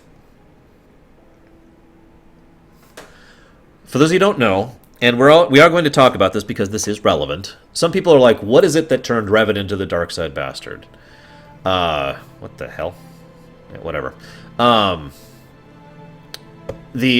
is it that turned him to a dark side bastard? There's this guy called Vishay. Whoops, sorry about that. And Darth Vishay is someone I don't want to talk about because he's not an interesting character at all. And that's the truth. I will talk about him. But suffice it to say, he was a very powerful Sith Emperor, and Revan and Malak had just successfully won the war, and found out that the Mandalorians had been manipulated into attacking the Republic by the hidden Sith Empire. Now, that was a big reveal at the time. Oh, by the way, huge spoilers. And so they were like, we must go and fight the Sith Empire. And here's the problem. They got overconfident. Why they got overconfident is debatable, but given the fact that they had just turned a disorganized mess into an armed force of doom to defeat one of the strongest armies the galaxy had ever seen, it's actually understandable why they would be so overconfident. The problem is they went to fight the Sith Emperor, Lord Vishay, 1-on-1, or rather 2-on-1. And they got curb stomped because Darth Vishay is one of the most ridiculously overpowered characters. In fact, he is the most ridiculously overpowered character in all of Star Wars. You've ever heard me talk about how powerful Palpatine is, or the guy from Force Unleashed? No. They pale compared to Vishay. So, Vishay,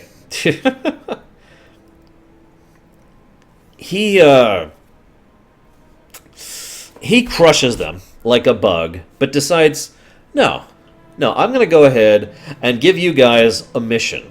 So he gluts them on the dark side and says, go, be the heralds of my new empire. This is what led Revan to be glutted with the dark side and basically turned to a bastard.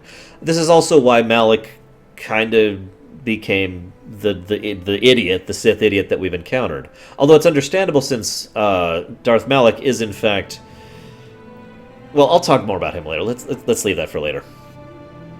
Yes, Tor is canon, depending on how you define it. This is all relevant. I'm leading somewhere with all this. This is all relevant because even while Revan was glutted with the dark side and following the old commandments of the Sith Emperor, he was still not completely evil. Remember, Revan wasn't trying to actually conquer the galaxy until after his encounter with Vishay. So as he comes back and starts conquering, he was still doing it to maintain the structure. He was still doing it to rule, to build and rebuild. Again, the Thrawn mentality of conquest, right? That's relevant because there's really only one reason for him to do that. To strengthen the galaxy to go fight the Sith Empire. Right? It's actually kind of the same mentality that Thrawn had, again, which is why I relate the two to each other. I mention this because even while he was glutted with the dark side, Revan still had enough of a decency in him to want to do something that he believed was right. He was just doing it in a completely dark side way because, again, glutted with the dark side. But this also makes my point for me, doesn't it? Revan may have been glutted with the dark side, but the dark side is not evil. The dark side is all about making. The dark side is all about forcing. The dark side is all about action. So Revan could have come back and said, I want to, work my way up through the ranks and try to revitalize the Republic's military through the bureaucracy and try to talk to the Jedi Order and encourage them to change for the new war that's coming. Or I could show up and actually do something about it. And so that's what Revan did. He found the Starforge, made his army, came back, and did something about it. I'm not saying he was right, but he was not actually evil, in my opinion. It was Malak who was doing evil things during that point in time. And the Talos thing was mentioned, and Malak actually lost his jaw for that. There were people under Revan who were doing evil things, but Revan was trying to, in his own horrible, aggressive, renegade way, force the galaxy to be rebuilt and strengthened in order to be able to turn around and point it right back at Vishay and the Sith Empire. So this is all just me explaining why it is I feel that Revan was not actually a Sith in any of the definitions of the word. I think Revan was a Dark Jedi. Now what's the distinction? A Dark Jedi is defined very simply. A Force user who uses the dark side. And that's it. Now, he did do a lot of extremely pragmatic things. But some people tend to forget that he did a lot of extremely pragmatic things before he encountered Vishay. So he was just continuing to do it. And Titans, I was leading up to an answer. Ah! Thank you, Third. Thank you. I hope you're having fun with the you-know-what secret project that you're working on. Anyways, the Jedi were, what's a good word? Pathetic. There we go. And the Jedi needed to be galvanized into action. So what he was doing, and Sterling's like, yes, torturing and killing Jedi, that sounds horrible, and of course it does. Is it more or less horrible to do that than to, let the Jedi be extinguished by the actually evil Sith? Is it worse to try and force some Jedi to adapt and survive? Or is it worse to allow them to their own ends? What I'm trying to make a point here is that this is not black and white. That is actually my entire point here. This is not a black and white situation. This is Revan making a hard choice and doing something bad in order to accomplish what he believed was a greater good. Whether it was or not, that's debatable, but that's the point. This is not binary. This is dilemma. Now, hang on a second. I got to see what Third just put that towards. Bzz.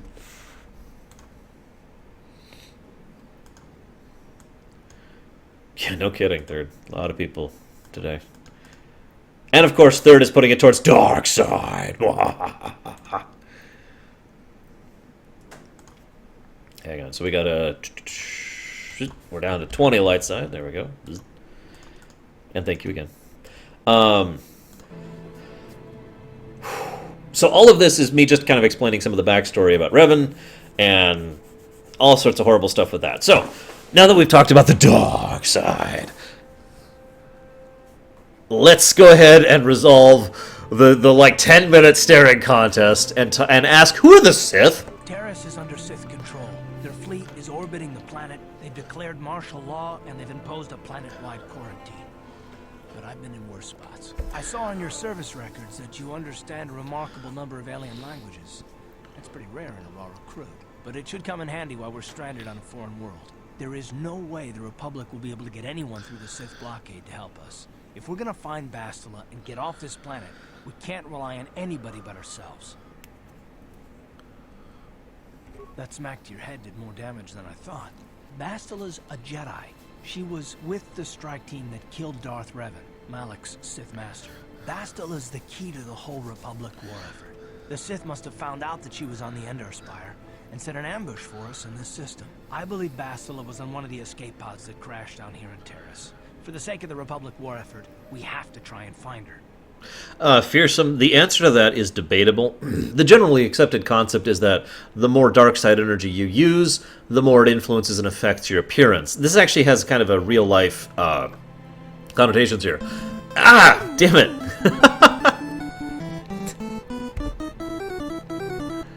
Thank you, Omni. I'll check that in just a second. Exactly, and the infectious agent shadow is Bastila. So... Palpatine was presented as this sickly, horrible, disgusting old man. That was done deliberately because, for those of you who have not seen Ian McDiarmid back in the I guess it was early 80s, Ian McDiarmid actually looked just fine. He didn't look all that evil or horrible. So they gave him all this horrible makeup to make him look evil and horrible, right? They did that, and so the EU took that and ran with it. The idea came from that makeup job that was done deliberately to make Ian McDiarmid look evil, to have the idea that the dark side makes you look evil, and from that some writers of the EU expanded that to the idea that as you use the dark side, it literally interferes with your body's ability to work properly. So, in other words, it is literally cancerous. Literally affecting some of the cells in your body and forcing them to not function properly. Hence, the veins and the glowing eyes and the skin going terrible and all that fun stuff.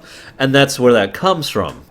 That was also not really codified until this game, by the way. It had been mentioned before several times in the books, but this is the first time where becoming more and more evil literally made you go, you know? Now, I need to check what Omni put that towards really quick. So let's check that really quick. And thank you for the good luck, Omni. That was 5 towards the light side. We've had so few dark side donations. I'm really surprised by that, actually. There we go. Okay.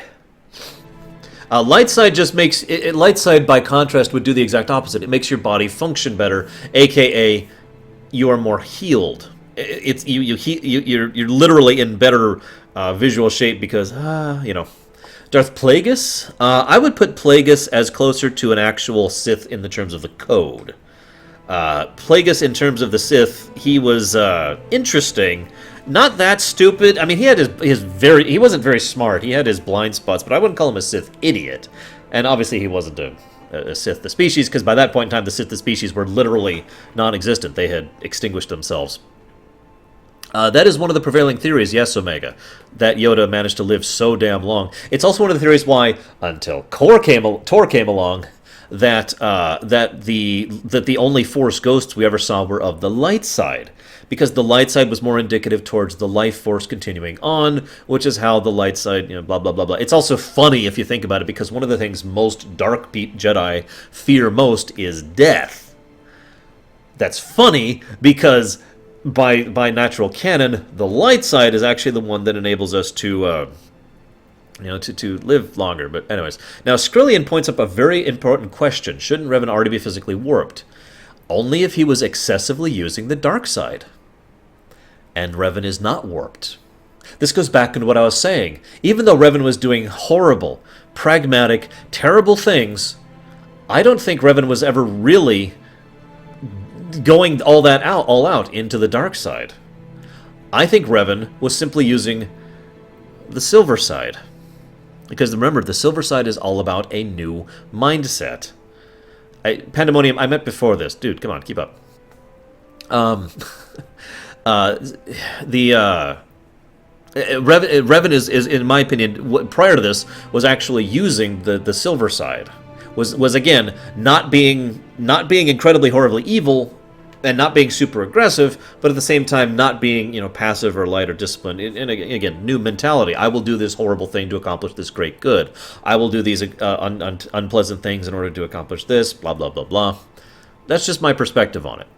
But there is no denying that something's up with this, because Revan does not have any dark side influence on him, and yet he was calling himself the Sith Lord and wandering around and strangling people. So what's up with that? So there's plenty of ways to interpret that. Also, hey Zagea, welcome to the stream. Revan did also always wear a full mask, but then again, see, now there is another possibility here, because you notice Revan right there on my screen right now. It's actually over this way for you guys. Is not actually using. It does not have any corruption, right? Revan could have had corruption under the mask. We don't know. We will actually never know, because they almost never showed Revan without his mask. However, it is possible that the unintentional bond that was created between Vastula, a heavy light side user, and Revan in such a weakened state actually caused the Force to revert in Revan, which would explain why Revan can go so far towards the light, or the dark, or the in-between in this game. Because our Force usage was literally defaulted back to 0. So this is another entirely valid interpretation on what exactly is happening with regards to Revan and his face, right? The significance of the mask. I referenced this earlier. There was a Mandalorian who refused to do something hideously evil. We'll just summarize, okay? And Revan... The Mandalorian was killed, and Revan took up the mask and literally vowed to never take off the mask until he had finished his work, basically, his task. And so that mask was actually, it was a KoTOR, I believe. That mask was put up specifically as a symbolic nature of Revan's vow, his oath. It has also been argued excessively that the entirety of Revan becoming what he is, being able to do all the really pragmatic, really messed up, horrible things like leaving entire worlds to die in order to gain tactical advantage, that all of that didn't really start until he took upon himself the mask. It wasn't until that point that he determined he was going to win no matter what. At that point, the ends sufficiently justified the means. Now, that is my perspective on it. Until he took up the mask, until that situation was shoved into his face in a personal manner, and this is something BioWare is actually really good at. Because it's one thing to know that there's hundreds of people dying and thousands of people dying, and this planet has been conquered. That's all numbers. That's all digits. It doesn't mean anything until you see a person, until you see the people. It is my perspective that that moment when Revan took up the mask and all the things that led up to that scene were when Revan realized the personal consequence of what was happening with regards to the war, the personal aspect of the Mandalorian slaughter. And that's when he decided, all right, I'm going to take this seriously. And then he did. So he put up the mask and he became the great general, and he did some really horrible things. And he won. So, yeah. Alright, and now to continue the game! Let's see here. How can one person, even a Jedi, be so important? Bastila is no ordinary Jedi. She has a rare gift the Jedi call battle meditation. Bastila's power can influence entire armies. Yes, I gotta talk about this too. Bastila can inspire her allies with confidence and make her enemies lose their will to fight. Often that's all it takes to tip the balance in a battle. Of course there are limits to what she can do, but from what I understand of her ability, it requires great concentration and focus to maintain her battle meditation. The attack on the Endar Spire happened so fast, she never had a chance to use her battle meditation. Like us, she barely got out alive. Because Tor is not consistent with with KoTOR and KoTOR 2. That's really the answer, Petey. Tor in general is not actually consistent with the rest of Star Wars, if I'm being blunt. We will be discussing it, and there are actually some really cool things about Tor, in all honesty. But Tor is very inconsistent, and that's the problem with Tor, in a nutshell. Ah! God! Let's talk about battle meditation. Battle meditation was an idea, actually, of Timothy Zahn. He's the one who invented the idea. He invented it to explain what was going on in the Battle of Endor, because Zahn, in his own words, was looking at the Battle of Endor and said, how the hell did the Empire lose this? And so he took it upon himself to actually think, okay, I can come up with an explanation for this. And battle meditation is what he came up with. This is the first time it was ever named. They were using it before this. Excuse me. They were using it before this. They were using it before KoTOR, but they called it battle meditation in this game. It's the first time we actually got a term for it. Hey, Sean. And so Timothy Zahn used it, and he explained that Palpatine was the one using battle meditation in the Battle of Endor, and he's the one who also then gave the consequence to battle meditation. You overuse it, and then as a consequence of that, people become reliant on it. People become dependent upon battle meditation. So when Palpatine was removed from the equation, the Imperial troops on all those ships started fighting, in Thrawn's own words, like cadets. And if you don't understand what that means, you've never seen anything military in your life. A cadet is going to do a pathetic job against seasoned veterans, especially when they're actually trying to do something, when they're desperate, when they really want to hit it. So, yeah, that's how that happens, right? So the battle meditation thing was then used by, C'baoth, Jorah C'baoth. But anyways, that idea was coming back with there. And when they came up with this game, they were like, we need a clincher. We need a clincher to make it so that this one character is sufficiently important to stay in the party. Now, this is the funny thing. This is how this works out, okay? One of the questions that has been asked many times is, why don't the Jedi and the Republic send an army with you? Why don't they send a ship with troops and Jedi and give you the backing? Because you're on a really important mission. You're trying to find the Starforge. You're trying to stop the Sith from conquering and indeed destroying the galaxy. Because this is the stupid Sith now, mind you. This is the Malak Sith. This is the... Imagine I have a hammer in my hand. So why not send backing? Why not send support to the party? Well, we already know the answer to that, don't we? They tried that. It failed. That's the whole real point from a story perspective of the tutorial mission. They sent troops and Jedi and a ship, and it attracted attention, and it got screwed. And then Taris was destroyed as a consequence of it. Make sense? So we know for a fact that that cannot actually be worked. In character, they can't use this concept anymore because we've already seen it fail. The Endar Spire was destroyed, several Jedi did, several Republic did, and then the planet of Taris was glassed.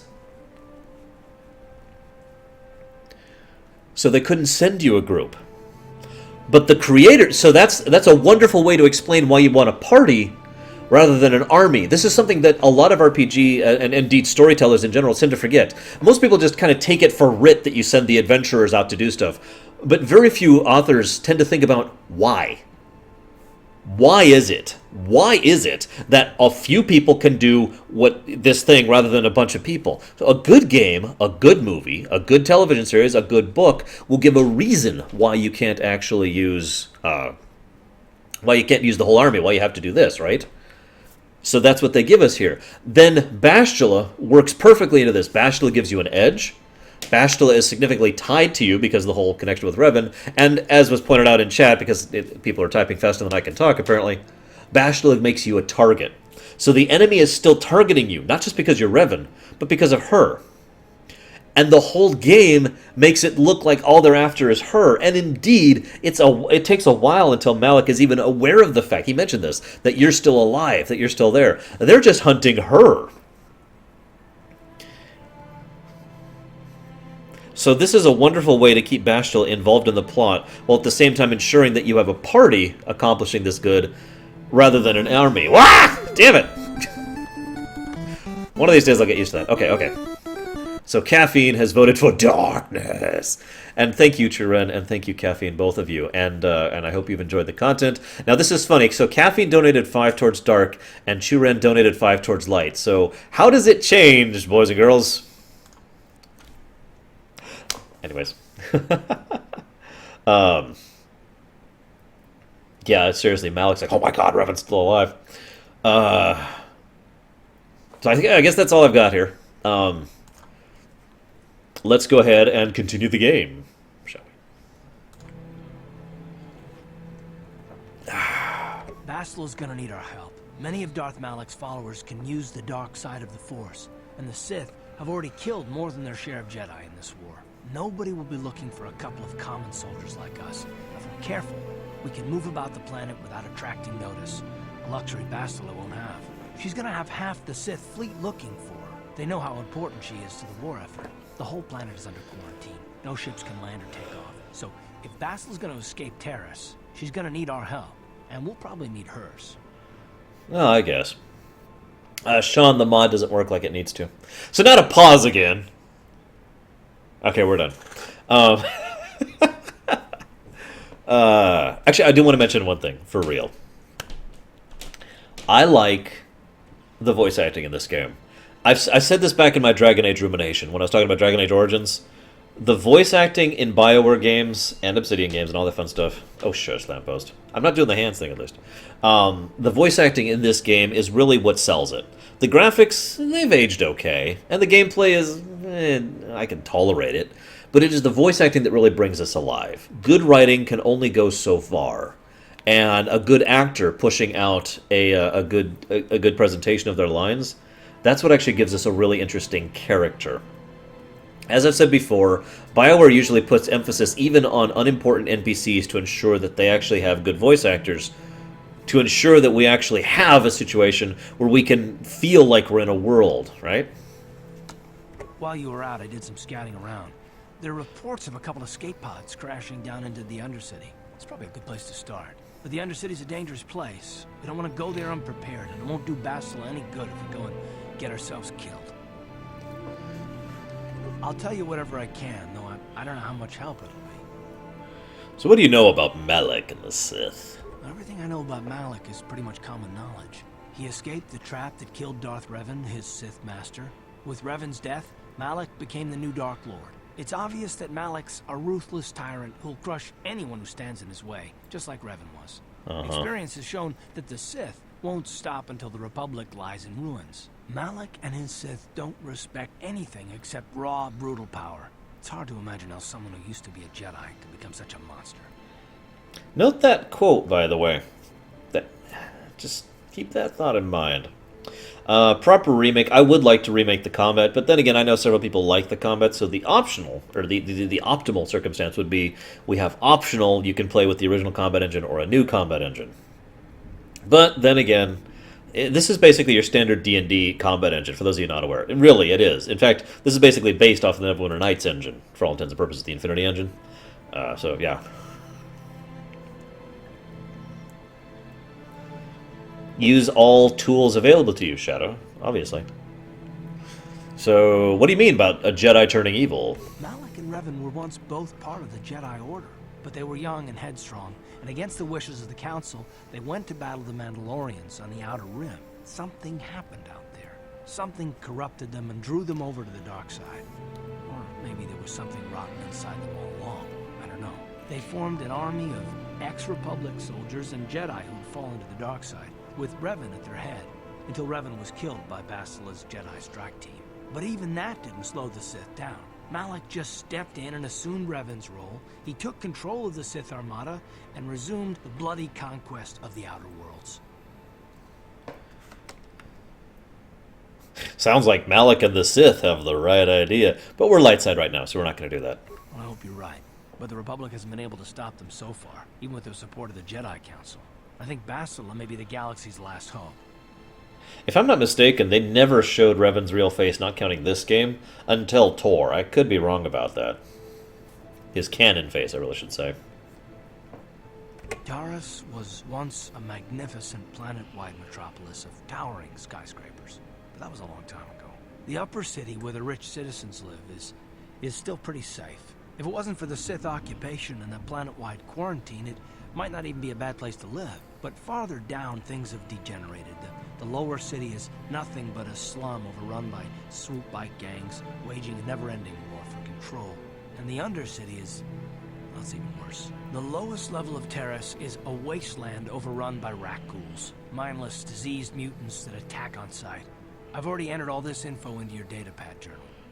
Well, why are you repeating it then? No, now we're gonna pause again! No, seriously though. Apparently I have a storm coming. Oh, it's raining. Holy crap, it's raining right now. One of the things that BioWare does very, very, very, very, very well is world building.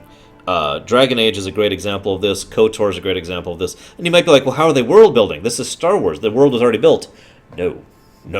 They took Star Wars and said, let's really expand upon this. And they made some amazing worlds with an astonishing amount of complexity and depth to them. Taris is actually one of my favorite examples of this. Taris is literally a stratosphere society. Damn it, someone got there before. A stratosphere society with incredible levels of stagnation. They even mention that Taris was this booming... It's a typical example of a boom town, just taken to a planetary extent.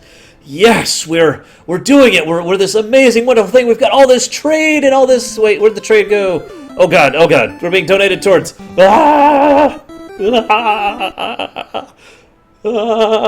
Okay, so we've got all this wonderful trade, and then the trade's gone. What do we do? Okay, well, we'll make it work. We'll kind of consolidate what I got. Okay, well, let's make sure we lower the citizens, and they just kind of slowly start decaying. I talked before. This is inspired by the prequel, by the way. Seriously, Taris was inspired by Episode 1. The idea here was in Episode 1, the one and only thing they did reasonably well, and even this is actually debatable, was they showed that Coruscant and the Republic were rotting and ineffectual. And they said, why don't we show that kind of thing happening, but not on a galactic scale? Why don't we show that this kind of corruption and decay can happen on the equivalent of a town in real life, because this is a galaxy. So the idea of an entire planet corrupting and decaying and becoming obsolete makes sense in Star Wars, because their mentality was this is an entire galaxy. It would be like one town on Earth having the same thing happen, right? That's the equivalent. So to them, it made perfect sense that an entire planet with millions and millions of people would become this cesspool that Taris actually is. And then other horrible things happen to it. But anyway, so moving on. Let's talk about KoTOR. I understand why you want to know more about me. I kind of get the feeling we'll be spending a lot of time together over the next while. But unfortunately, I'm not really female. The best time for long introductions. We should stay focused on the task at hand. There'll be a time for that later.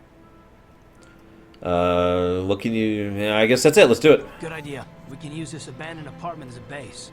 We can probably get some equipment and supplies here in the upper city. Just remember to keep a low profile. I've heard some grim stories about the Dark Jedi interrogation techniques. Force can do terrible things to a mind. It can wipe away your memories and destroy your very identity. If we don't do anything stupid, we should be okay. I mean, after all, we're looking for Bastila, not a couple of grunts like us. All right, soldier, let's move out. Seriously. Now. Whoa. There we go. Spinny terms. Okay.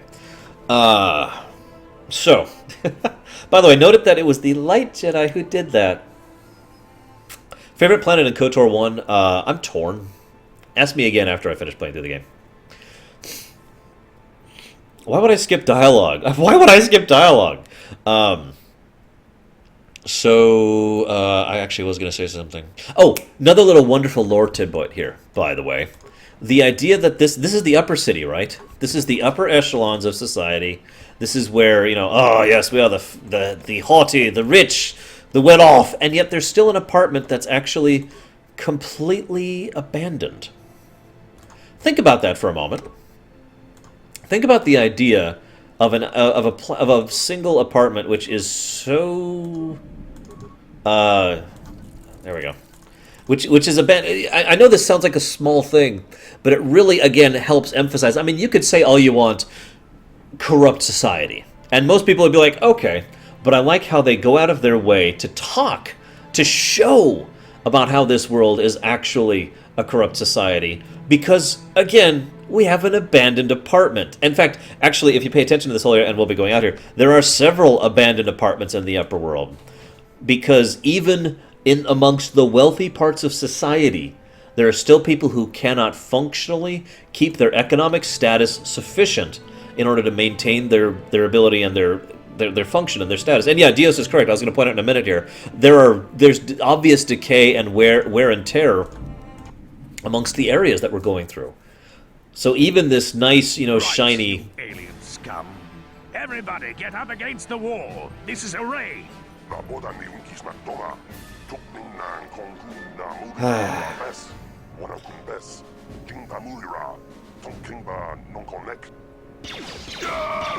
So he just shot him for asking a question. Sith idiot, ladies and gentlemen. With smart mouth aliens. Now the rest of you get up against the wall before I lose my temper again. What's this? Humans hiding out with aliens? They're Republic fugitives! Attack! Because only Republic would actually give a damn about, alien scum.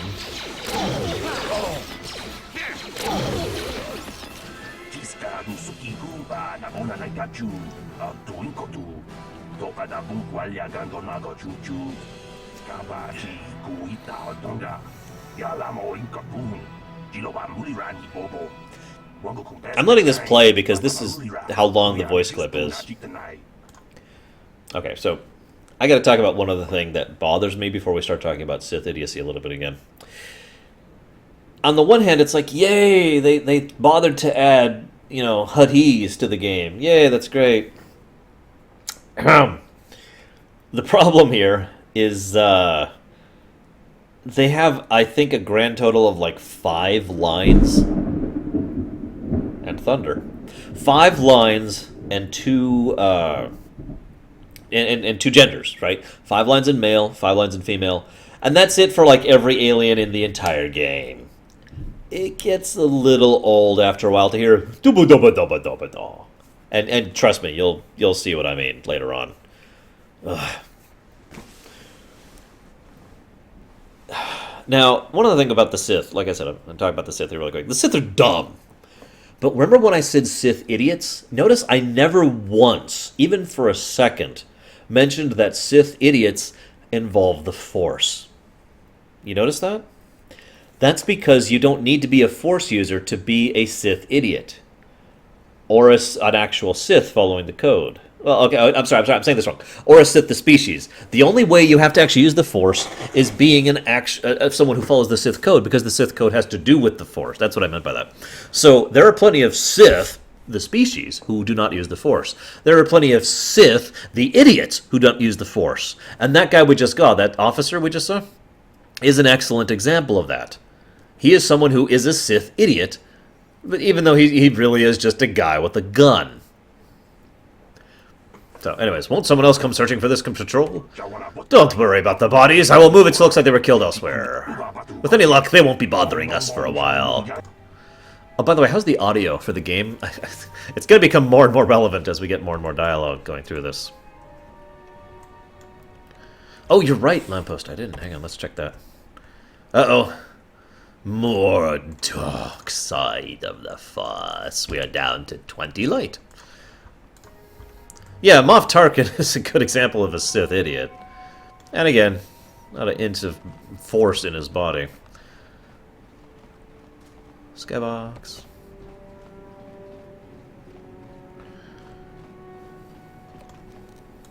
No problem. Got it. We will rob everything.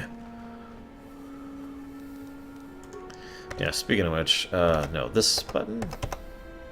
No. Ah! We'll go with this one then. There we go.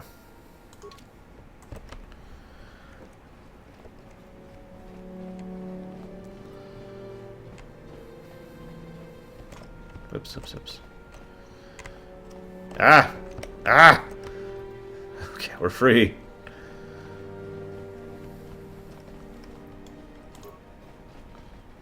No problem. Got it. Nah, Frozen, not yet. Hello, Ethorian. Oh, I guess I could level. I didn't even notice I had a level going. I'm so used to not leveling in Taris. Skills. Okay. Repair. Computer use. And persuade. Yay, I have sneak attack too. Yay.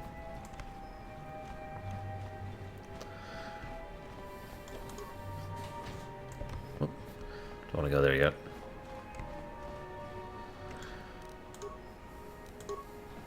No, Kaon, we're doing a different build. We're not doing the level 2 build this time. We could, but we're not. Loop, loop, loop.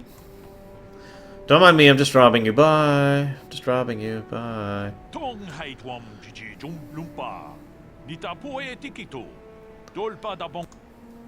Django, you don't understand how this works. Once I get the ability to up a thing... Okay, this is standard D&D logic, Django.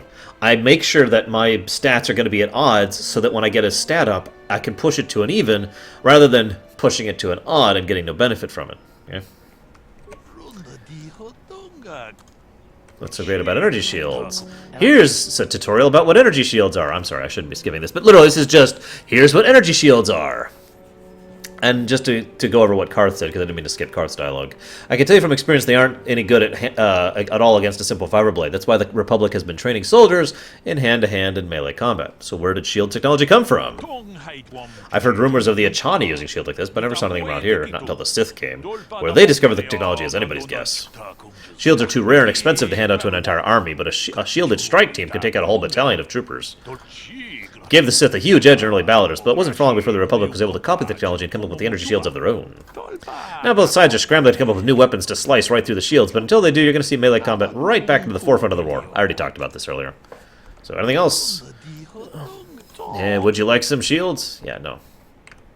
You mentioned something about illegal aliens living here. Well, by law, aliens aren't allowed to have residence in the upper city. Racism, excuse me. They allow a few of us Twi'leks up here, but for the most part, it's humans only. No self-respecting upper city human would ever want to live in apartments in this dump, so the landlord's been renting out apartments illegally to aliens. Better letting them sit empty, I guess. Otherwise you get squatters and people hiding out from the authorities living in the abandoned apartments, and they don't pay rent. Aren't you worried about getting caught? Well, the Tarith authorities were pretty much turned a blind eye to this place. A few illegal aliens aren't really worth the bother. And once the Sith took over, they felt the same way. Besides, I don't live here myself. I just run a business providing supplies to the residents. You want to buy something? No, I don't. By the way, Malik is also very anti-alien, whereas Revan is and was not, so... Who are you? What are you doing in here? You can't just come barging into someone's home. Sorry, I was just investigating the area. That's no excuse. You can't just go around barging into people's apartments because you're curious. But at least you're more polite than that pig Holden. Holden? Who's that? Just one of Darvik's men who can't keep his hands to himself. But all he got for his trouble was a nasty scar from my vibroblade. Too bad I'm the one still paying the price. What do you mean? I don't want to talk about it. I'm in enough trouble already. Besides, I don't know if I can trust you. Well, I have persuade skill. Well, I suppose you seem like an all-right sort. When I cut Holden, it made him back off, but it also embarrassed him in front of his friends. Holden's a spiteful little hut slug. He went and put out a bounty on my head for what I did. That's why I'm hiding out here. Anything I can do to help, since I'm light side right now? I doubt it. Holden is one of Darvik's men. When you work for the local crime lord, the authorities tend to turn a blind eye. I'm afraid this is between me and Holden now. Well, maybe I could talk to him for you with my vibroblade. Could try, I guess. He usually hangs out at the cantina in the lower city. It probably won't do any good. Holden's used to getting his own way. That's one of the fringe benefits of being a goon for Darvik. Working for the local crime lord lets you get away with things. Still, I appreciate the offer. Alright, peace. Goodbye and good luck. I hope you can talk some sense into Holden. By the way, we can't equip lightsabers yet. At least I don't think so. If we can, oh well. Alright, this way. So someone in chat pointed out something I was going to mention much later. So we'll mention it now, because someone in chat forced my hand. So that means we're going to stop and not play the game anymore. One of the things that I feel is best descriptive of how bad Taris is the fact that the Sith, remember, this is the stupid Sith, the Sith idiots, move in and are like, ha ha ha ha! Oh, this place is just like at home. And they didn't change anything. Seriously, the Sith idiots just set up a few patrols and otherwise didn't change anything about Taris. I'll let you think on that as much as you want to.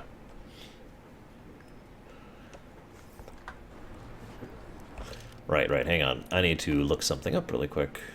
Should be here. Yes. F5, okay. We need to be saving pretty periodically.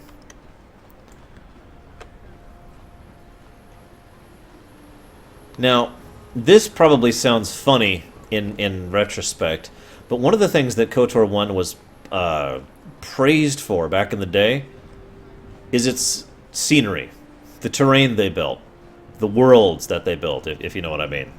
Not just in terms of the lore, but again, there's a lot of show don't tell on display. I talked about that earlier. And they spent a lot of effort making these places feel and look pretty awesome. Maybe it's just me, but I think Taris still looks pretty cool. And a lot of the worlds do, really. Davik says you missed your last payment.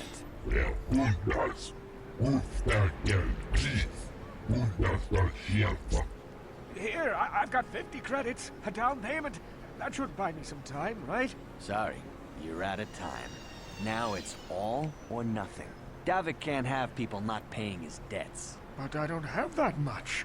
How can I give you credits I don't have?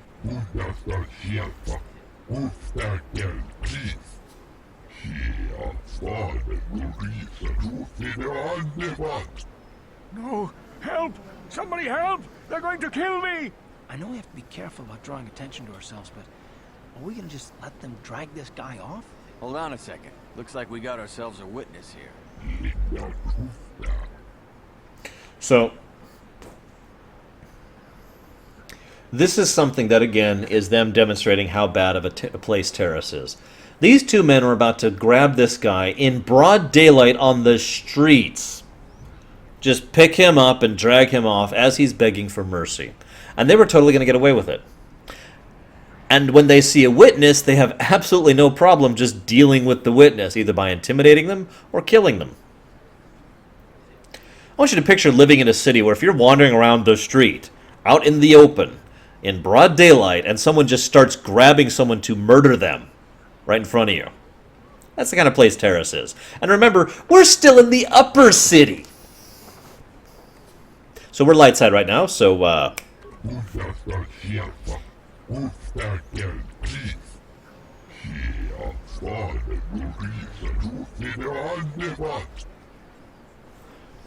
by the way, light side points gained. Yay, I guess. Yes, I have Renegade, and it is better coded in, like, everywhere. Those bounty hunters are going to take me away and kill me. My wife. I like how the combat music's still going. Davik. Now I can't pay him back. It's not good to owe a crime lord money. He'll just keep sending more bounty hunters after me till I'm dead. Well, hand over all your credits if you want to live. Oh, right, we're not Darkseid. Maybe I can help you. You already helped me by saving me from those bounty hunters, so unless you have a spare 100 credits to give me so I can pay off Davik, there's nothing else you can do. Hang on. We apparently don't have 100 credits. No!